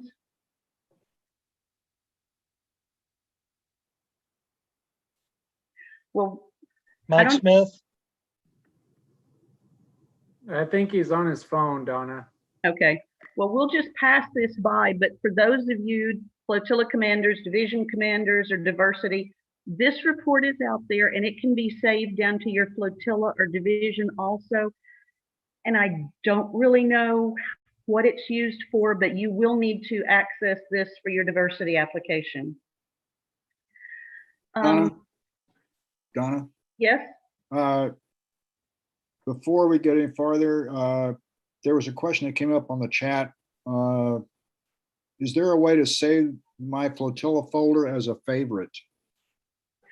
And you know, I have asked, this favorites came up at the bottom of the page on the left over here. It just came up recently, and I asked Linda last week when we had a national call, and they all sort of go, what favorites? Nobody seems to know exactly what that is yet. So keep that to the side because it may be something for a future enhancement. Now, one thing that I would stress that you do whenever you get ready to save a report, first thing you do is save it over to your folder. Don't take something like, we'll pick up this one right now. We want you to do the save as and put it in your folder and then save it there before you start trying to do any edits. Because if you start trying to do your edits and changing your filters here, you're changing the reports for the D8CR. And when you get through it, depending on how good you are at this, you may or may not have just completely deleted what Al and I have out there, because there's no way for us to lock this down. So please, please, please save your folder, save your file to your folder, just exactly like it is, and then start making your edits. Okay. And again, I have to go the long way on this tonight, but you don't. So we're using it as a learning experience on how many times you have to see me do that. QE check rides. There is, and I'll show you an issue that we know we have out here, but it's being fixed. Let's look at Byron Ashley right off the top. He is a crew member, he is certified, and he is also a coxswain. So when he shows up here, or even Bruce Pfister, George Gross, a lot of these people that are crew members and coxswains, Bosun McCommons is going to do some work for us, because if Mr. Ashley is a coxswain, we don't need to see that he's also a crew member. So he's going to change the status of his crew member, and tell me if I say this wrong, it's something like superseded by a higher certification. So it's going to be hidden, but all of his qualifications are still going to be there, and he's going to be as a coxswain. And what this does is this is going to drastically reduce the number. Let me get down to the bottom. How many is it showing? The number of QEs that this report says, 131 are needed a year, but obviously you can tell that these people that are coxswain and crew are not going to have to do two. So right now, and until this correction is made, you're going to see on this report and a number of others, you're going to see a coxswain showing coxswain and crew, and it's just a redundancy. So we know that it's something out there, and we are getting that fixed. Yeah, Donna, can I jump in for a quick second? Absolutely. Yeah, thanks for bringing that up. So to Donna's point, Aux data, we're still building it, but what happens is we have multiple entries for crewman and coxswain, and she's right when she points out that the change will be superseded by a higher qualification. Now, when I vet this stuff and we run the reports and we're trying to clean the system up and make it a little more user-friendly, but what happens is when I have to verify that somebody has all the coxswain and crewman qualifications, in order for the coxswain, you're talking about ICS 210, you're talking about your QE, triannual check ride, you're talking about your core classes, your OXOP stuff, and your, I'm probably forgetting one or two, but a lot of those don't show up in your competency tasks. I have to go back over to your regular tasks to make sure everything is put in place before I adjust your level of certification. So Donna and I are working on trying to do that. It's going to be a bit time consuming. I didn't realize how time consuming it's going to be. So we'll get that switched out. But in the near future with Aux data, at the end game, the system will automatically populate those things to where it'll clean up our reports, and we'll be able to use this a little bit. It'll be a little bit more user friendly, I guess. So thank you. Okay. Here is one, individual member training status. Now this is set up, that's why it doesn't say DHCR on it. This is for any individual member. And this would be a great one for you to copy over to your, all the way down to your flotilla reports. I'm going to click on this. Now, I'm using me just because I'm not going to be embarrassed. You know, I hate to pull up somebody else's stuff. So this shows crew member when the QEs were. So you can always look over here and see when the QEs were. So you see I'm a crew member. I've got all those qualifications. When I had the ICS 100 and 700. Personal watercraft. So you can look on here and you can see when they expire. And my QE is going to have another one in 2023. Down to CPR provider. And you can see that's going to expire this year. So I need to take another course to keep that because I think it's only 2 years. Fingerprint technician, that's until the world comes to an end. TCO, have to do the risk management this year. Core training shows when I've completed each of the core training. Instructor, VE, youth protection. So this is a good one that if you've got a member that you're trying to counsel on training or look up when something is done for him, this is a great one to remember. It's called individual member training status.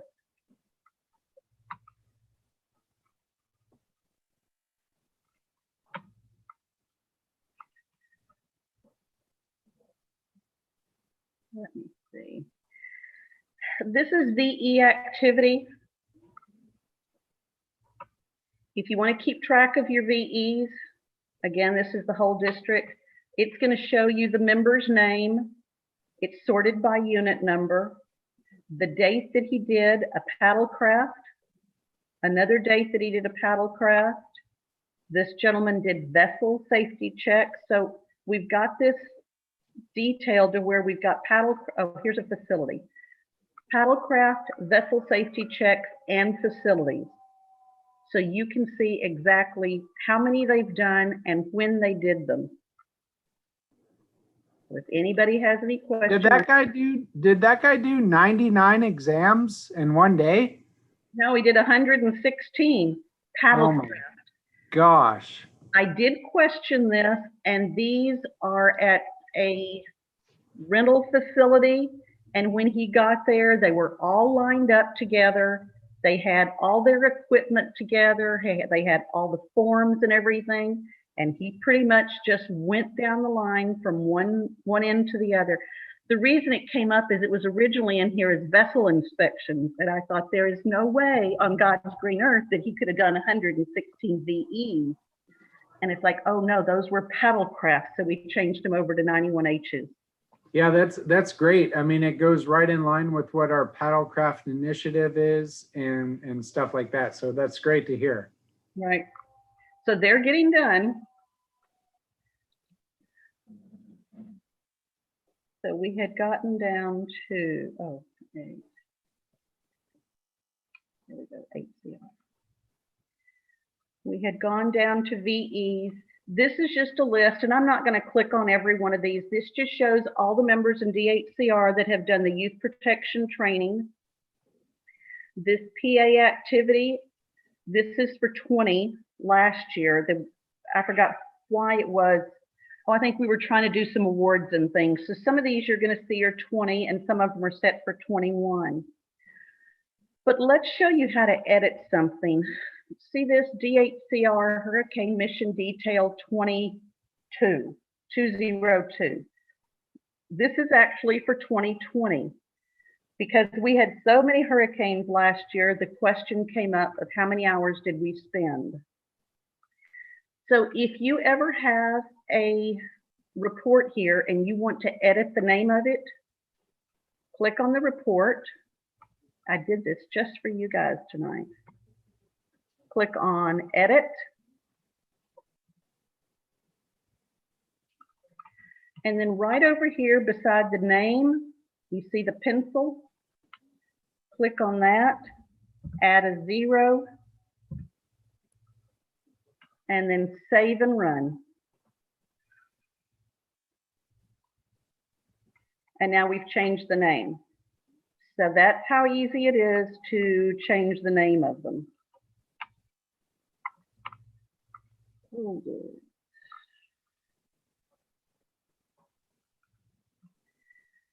I think we're getting down to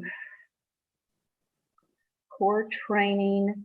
There's a core training here, but I'm going to show you a much better core training report that's out on the performance measurement. Now, keep in mind the performance measurement is updated quarterly. So it's really pretty and colorful, but it's not always up to date. So you may have to go back and use this one if there is any kind of discrepancy. This one I just put in here. And if you notice over here, the date, these are when these were created. Member skills. The question was, how do we decide in case of a hurricane and we need plumbers or we need a particular skill set? What this does is this draws from the member's original application when they filled out with all their skills. And you'll see, again, we're starting with flotilla. This gentleman, he put in that he was teacher and instructor, and he's management analyst. Now, let's look at the top up here. This report has more results than we can show. Oxdata will only let me scroll down and see 2,000 rows, but there are 2,792 results in this report. And if we go down all the way to the bottom, I think we only get to like division 7. Let's see, where were we?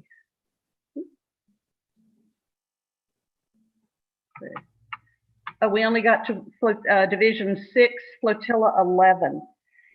To pull them all, what you have to do is export this over into Excel. And that's really how you would have to use this anyway, because if you're wanting mechanical drafters like this gentleman, you're not going to want to scroll down through every one of these lines. You can export it into Excel, and I'm not going to do the whole thing, but I'll show you how to do it. Any report that you see here that you want to manipulate outside of Oxdata into Excel, where you've got this edit button, there's an arrow down. Click arrow down and export. The only option you have is to export it into Excel. Click on export there, and it will give you some icons at the bottom, which you're not going to see. Well, on this screen it does. But you'll go through the regular export icons that you've used on Ox Directory and other things, drop it into Excel, and then you can sort on this skill column in Excel alphabetically, or you can do a find and say mechanical or interpreters or plumbers or whatever word is the keyword you're looking for, and you can sort it that way. So Donna, can I say something about this report? Absolutely. Okay, Donna mentioned its possible use in a hurricane response.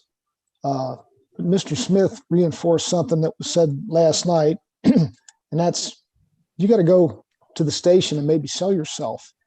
The division commanders have heard me speak about this, and so have the ASCs, but I want to put it out for everybody. Back in 2019, the entire Coast Guard Auxiliary went through a huge exercise. We went through a gap analysis, and the whole purpose was for area sector coordinators to get with the people at the sectors and at the stations and find out exactly what the stations or the sectors needed. Where was there a gap? Where did they have a need for a position to be filled but didn't have someone to fill it? And it was really quite beneficial to see that there was a lot of needs. And if you're talking to someone from the station, someone from the sector, and they say, you know, we could use somebody with some IT skills. We could use somebody with some plumbing skills or engineering skills, whatever.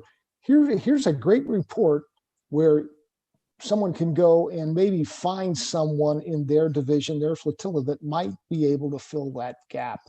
And that's one of the reasons way back when, 18 years ago, when we first started doing this stuff, that we did it to find out what kind of skills that we brought to the table from our private lives that might be of assistance to the Coast Guard. So if you do hear somebody from the station, somebody from the active duty saying we have a need for someone with a certain skill, this would be a place to do it. And I want you to think outside the box too, when you think about gaps.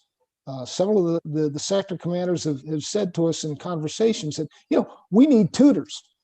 We've got a lot of young people going to college. We got a lot of young people, you know, taking courses, and they need some help. They need some help, somebody to explain things to them, to tutor them with something. We need financial advisors. We need ombudsmen. Maybe we got some people that looking to rent or buy a place. You know, we've got real estate agents that can help. So keep that in mind. Not only think of the traditional ways we can fill a gap, but think of the non-traditional ways too. So Donna, thanks for letting me jump in there. Sure. And if you see the word interpreter here, I know that Joe mentioned recently I think it was on Saturday, that there was a big search for the interpreter corps to find some people that could speak Vietnamese.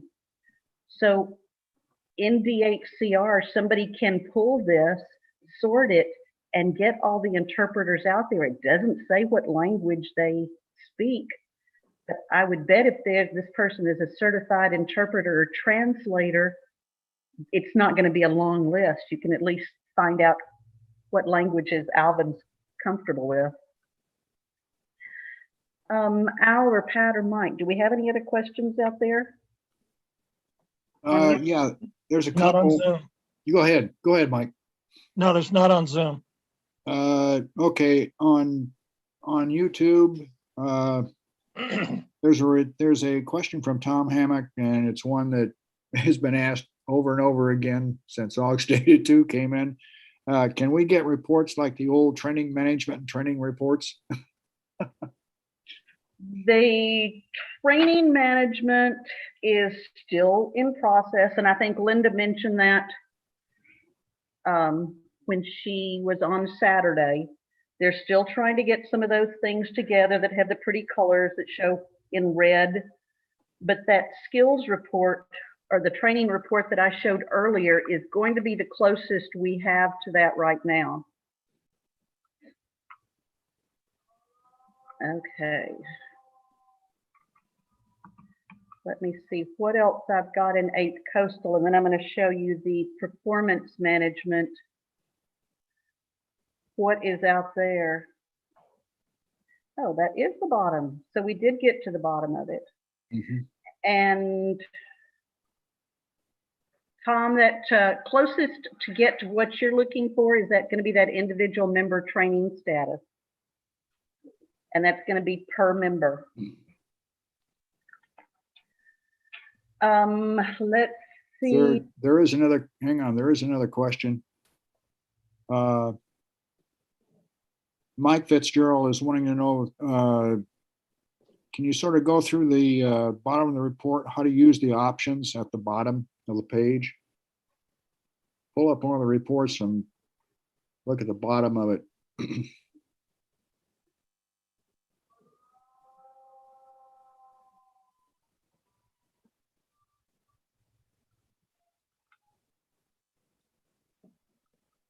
I'm at the bottom of it. What are we talking about?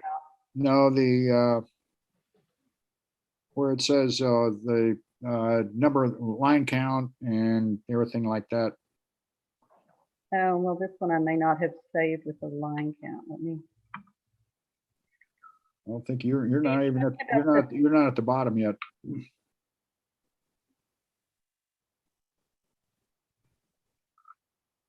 Might not be able to show it. Whoops. Yeah, it may just be that the screen is not going to let me Yeah. show it all. I'm trying to remember what's at the bottom of it. There are lines down there that you can click on to give subtotals and totals and things. It would- Yeah, I think that's what he's talking about. Okay, there would be a line below this that's going to say total of 120, because you can see there are 120 facilities. And it's also the record count up here is 120. There are some limitations when I'm trying to show this on Zoom, because it doesn't give me every bit of the screen, which, like I said, is why I don't have the arrow back on mine. Okay, now what I was going to show you, Pat, do you want me to go and show them? I know this was Ox data, but I can show them where some of their reports are on the national website and the performance measurement. Sure, go ahead. We have a few minutes. Okay. Give me a time up if I run out of time. Okay, so National has created some reports out there.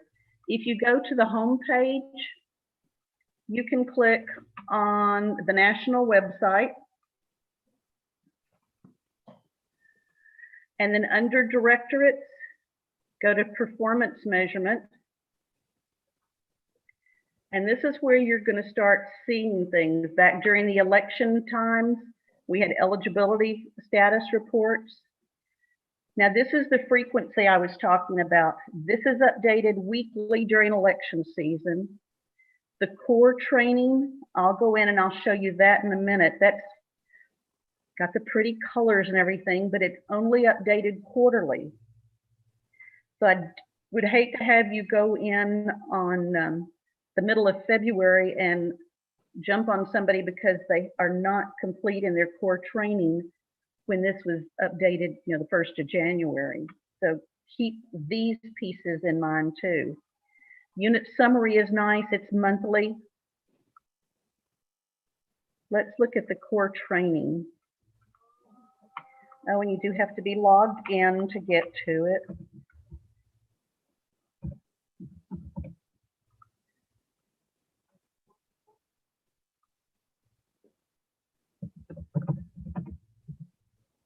And since this isn't, I'm using Fred's computer, I have to. Okay, so once you click on that, then you can come to this page, click here for the core training report.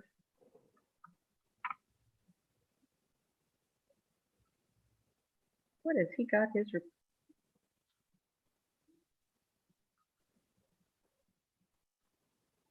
Okay, there it's going to come up.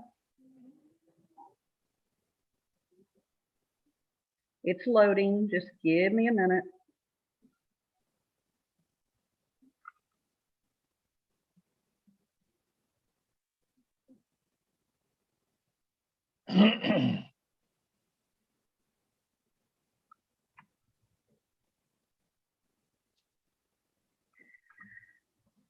Okay, he doesn't have the Excel thing on here, so we're not going to be able to do this.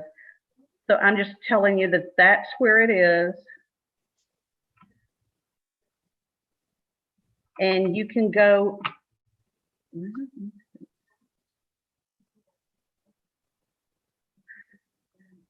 On your computer, if you've got Excel loaded on there, click on that and you can get all those, the colorful, it's going to tell you when each one of the core training for each person. Donna Day has core training A, B, C, D, E, what date they're due, and the BQs and when those are due also. There are also some other reports on here that you can go through. A flotilla analysis. I'm crossing my fingers that his computer is going to let me open this up. Ah, here it does. This is going to be a flotilla analysis report. It's going to have some information at the top here. This gives you a good idea of how your report has grown or changed over the last few years. I'm probably gonna, let's skip that one because I can't pronounce it. Destin in 15 had 43 members, then it went to 38, 31, 31, and then it had a growth spurt again in 29. These scores here are based on the activity that the members did. The TFA is the total flotilla activity, and you get a score of 1 to 5. So they have received a 5 across the board. These, the FAI and the FQI, those are quotients according to what the activity was divided by the number of members, so that you can tell actually how much each member has done. So when you go by these indexes on the right, the I numbers, it's going to actually show who's doing the work. Look here, here's this flotilla had 36 and they had an index of 5, but a flotilla with 34 had an index with 2 or 3. So it's not always the bigger flotillas that do better or the smaller flotillas. It's how active your members are. So you can scroll through here. These are all DHCR. You can scroll through here and see where you are rated. There are going to be some flotillas in here that they had such small activity, such little bit of activity that they didn't even rate. So they had a 1 here, and then when you divided it by the number of members, it was even smaller. So there are some NRs in here, which were just, the activity was too small to even score. So this is something that's interesting to have and be able to use. Any other questions that we have out there, gentlemen? Michael, do you have everything? Not on Zoom. I've got a few over here. Let's see. Tom Hammock, I see you still got a question as to how to pull it up for each individual, or can you, or on that, again, going back to something akin to the training management report. If you will send me an email tomorrow, I can start looking at that individual report and see if we can convert that to a unit report. I'm not sure we can, but we can sure try. Let's see. Curtis Lowe has one. Can we pull up reports on awards? We can look at members. If you're talking about an individual members awards, I can show you. He doesn't say, he just says pull up reports on awards. I'll show you how to look at an individual members award, and then I'll let Bosun McCommons answer on the rest. You go to the individual member and under related, click on that. Scroll down, activities, competencies, tasks, and then you're going to get to awards. You're going to have 6+. You can click view all, and that will give the rest of the awards that this member has. Now, I know I was exchanging text messages with Bosun earlier today because I know there are some awards that we haven't seen in a while, like our sustained activity, sustained service award that you get for every 750 hours. And I don't, the sustained service award, this. I don't know what the status is with Oxdata, not feeding them the information that they needed for so long. Bosun, can you tell us what the status is on those? Don't mean to put you on the spot. Yeah, there you go. I had to unmute myself. Yeah, as far as the awards, the only way, without knowing the context of the question is exactly the way that Donna just showed you with with accessing individual and member awards. And as far as the sustained service awards, I think you all deserve like 2 of them just on top. How's that? But I can't speak to that enough. I don't know the details, but I took note of it from earlier from Michael Smith. Michael, can you hear me? Yes, sir. Okay, yeah. So I think it's the sustained service award that you were talking about. Is that correct, sir? Yeah. I believe so. But nonetheless, Donna, I will look into the sustained service just to make sure. But as far as running a report with individual members, this is the best way that I found to see who has what and when they were awarded. So unless there's a different way, I'm not really sure at this point. So it sounds like possibly, I don't know whether I can do this, but I'll put it down on my list to see if I can pull some kind of report with columns. I'm trying to think how to lay it out. Just a report that's going to list the members and what awards they've received, an overall report. Is that sort of what you're understanding, Al, that this member's asking for? Well, yeah, and there was just something that Tom Hammock just came up on the chat window here on YouTube. Said he said, what about the annual member letter? Because that does show all the awards also that each member has gotten, but it's by member. You have to call up the member, so you can't do right now we have no way to do a unit, which I think everybody is looking for. There is nothing, as far as I know, there's nothing out there that we can do as far as a unit to show all the members within a unit and show their awards.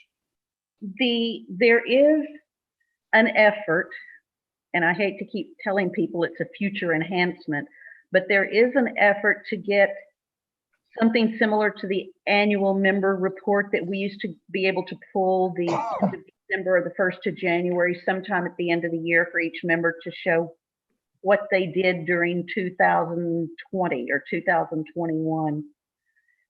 They've just still been struggling to get Ox data as dynamic. And for those of you that have been with us from the very beginning with this, reports were the last thing that we could even think about doing when it rolled out. And then it was about last fall that we could create some reports, but we could only save them in our personal private folder that nobody else could see. Well, now we've opened up this whole world to where we can create these reports. We can come up with dynamic reports. Somebody will give me an idea about the skills bank.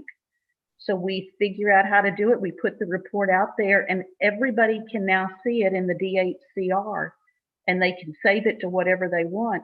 So if you have a report that you want, if you can lay it out, I'm doing one for Bosun right now, and I first laid it out into Excel. And is this what you want? You want the member's name here, you want columns of this certification or when it expires, and lay it out for me in Excel or something so that I'm not having to start from scratch and I know exactly what you want. Then we can start putting our heads together and try to come up with something. And some of these other people out there may have already created it. Like, let me show you one other thing. If you go to reports and you hit all reports and say you're searching for, I'll just say mission hours. Type in here mission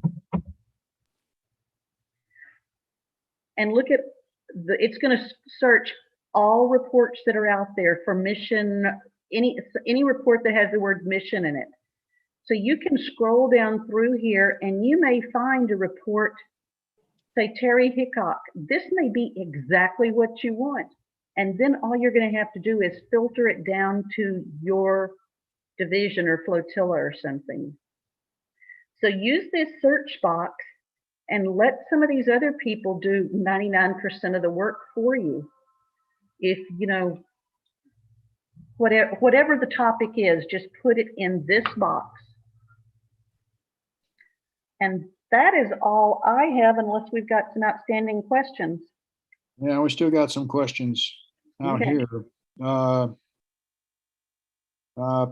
Pat, this is, or Commodore, this is more or less probably directed to you, but Nick Noonan is asking, where can we find the same information for reference at a later date?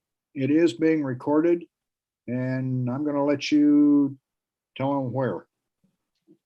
Not to put you on the spot. Well, you're putting me on the spot. Sorry. I would assume that, Al, you're posting these on the direct access site where all the other things that we've recorded over the past 2 years. Yeah, are currently look- yes, it will be. I have not gotten around to start doing that yet, but that's where they will end up, just like we've done with the direct access monthly meetings.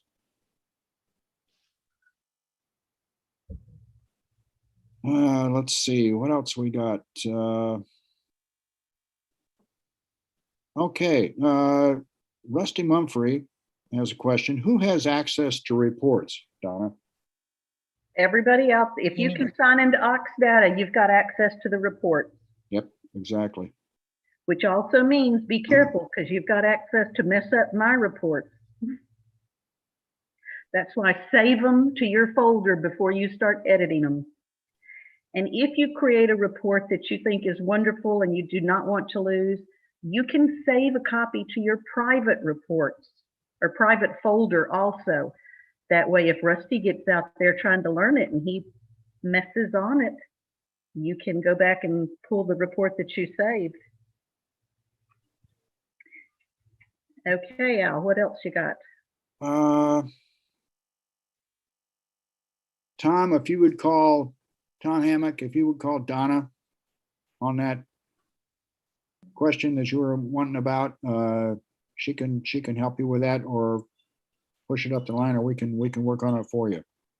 He's going to be calling you tomorrow, Donna. About what? He's trying to find information for boat crew QE.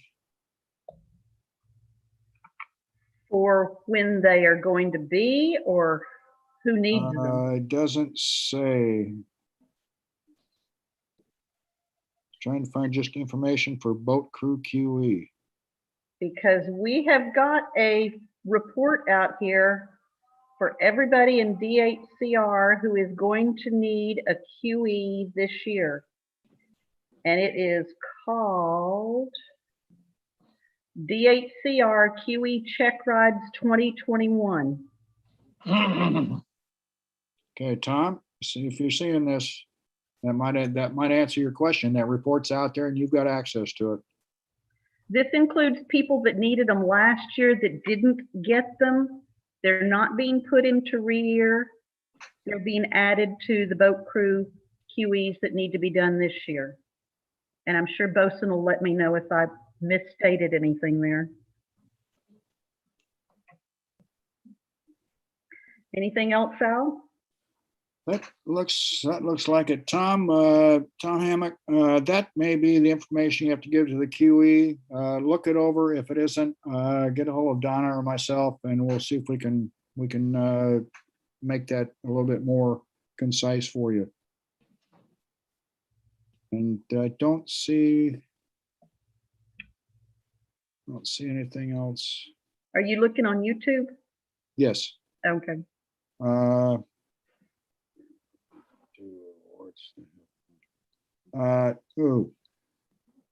Michael Hawks has got one. That should be the last one. Is there a report for members due awards that have qualified but have not received awards?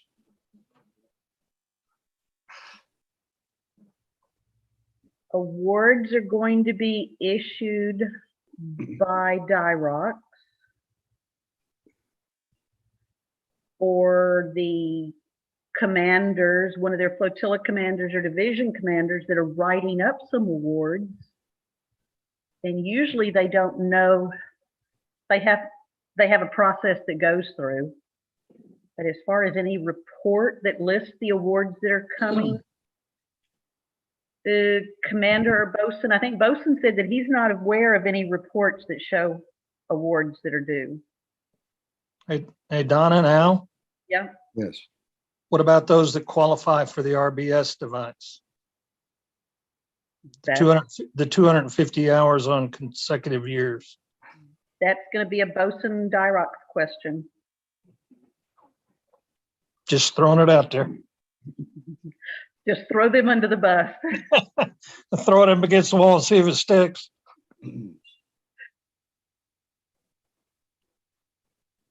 Yeah, I'm sorry, Mr. Quinn, you were breaking up. I couldn't hear you. So I apologize. I was just throwing out, bosun, that the only award that, you know, you earn that I know of is the RBS device. And we were asking if there was a report or something that would show who qualifies for that device. Yeah, you know, as far as the question about awards that that you should have or that you're due, the only really thing I can say, there's no real report that I'm aware of that captures that, especially with Dyrox or with the Aux data being new within about a year old now. So the biggest thing I could say is use your flotillas and your chain of leadership. You know, we don't know what we don't know until we know it. And we will do everything that we can to run those down and run the report or what have you. So we don't really know what awards that aren't or still pending, especially with the big shift and update and everything. So I know that's a bullshit question or answer, I should say, but that's the truth of it is we don't know unless you tell us. So use your chain of leadership to let us know. Okay. I will You know, check. some of the awards, and if you look, and I'll take a look tomorrow, but some of the awards, like Mike spoke of, the RBS award, and I think there's another award that if you X number of combination of VEs and PVs earns you something. If I'm not mistaken, when a member achieves that level where they earn the award, it's up to the flotilla commander to let Dyrox know and provide them with the supporting documentation for those types of awards. And I'll take a look at that tomorrow. As far as the sustained service award goes, after the 750 hours of service, you know, that's kind of a dynamic thing because, you know, members will hit that plateau at different times throughout the year. And in the old Aux data, I kind of think that there was a report that was generated that Dyrox had access to that they could pull and see who was to that award, and it would be generated then. But I don't think that report exists right now in Aux data 2. Yeah, I haven't seen it. I'm writing these two down, the RBS and the sustained service. I'll check with Linda now on the national team tomorrow and see, because we're not going to be the unicorn out there as the only one that isn't doing this. Everybody's going to be in this situation. See what they're doing in other areas. Maybe they've come up with some miracle report that their Dyrox is using that they are not sharing with us.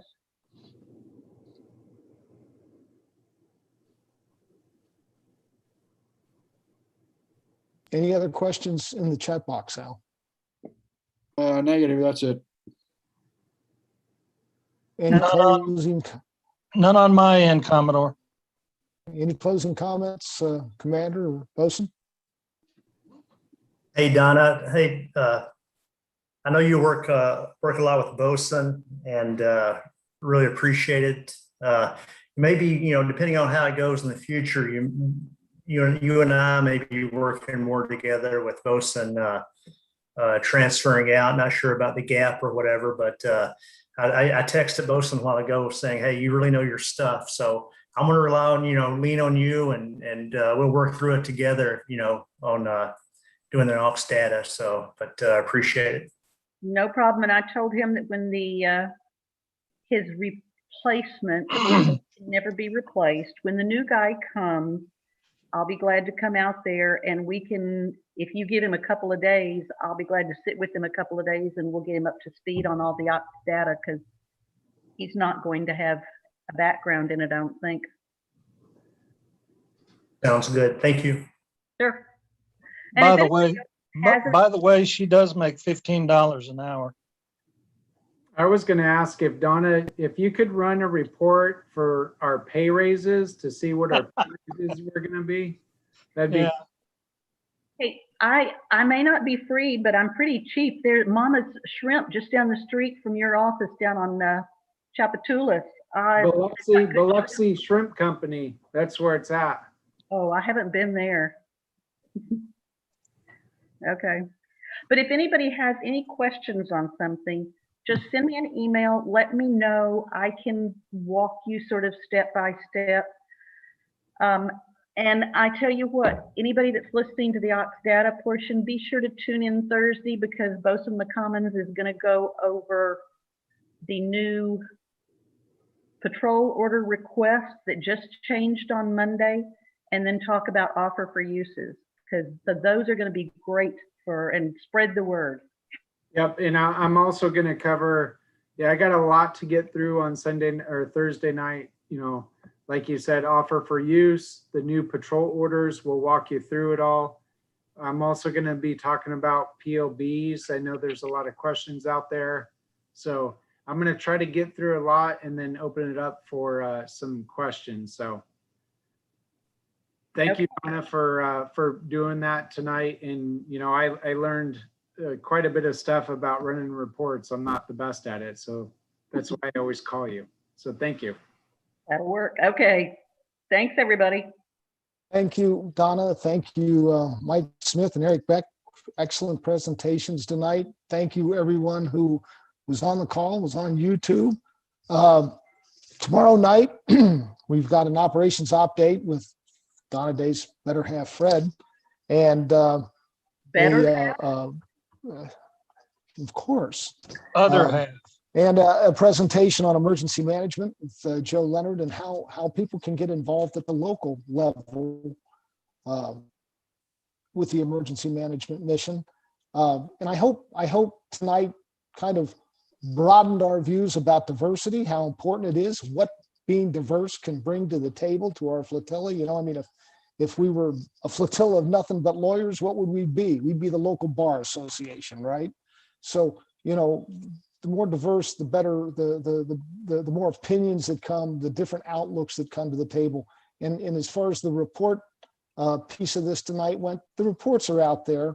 All you got to do is go look for them. Go to that, go to folders, go to the 8th Coastal. As Donna said, if you want to go play with one, save it to your personal folder and go in there and start manipulating the data. And believe me, if it doesn't work, you can delete it. But if you get in there and you do something to one of Donna's reports, please let her know right away so she can fix it before she gets surprised. So thanks again, everybody, for being on board. Hope you all are with us tomorrow night and have a good evening. And thanks for everything you do for the Coast Guard Auxiliary. Good night, all. Good night.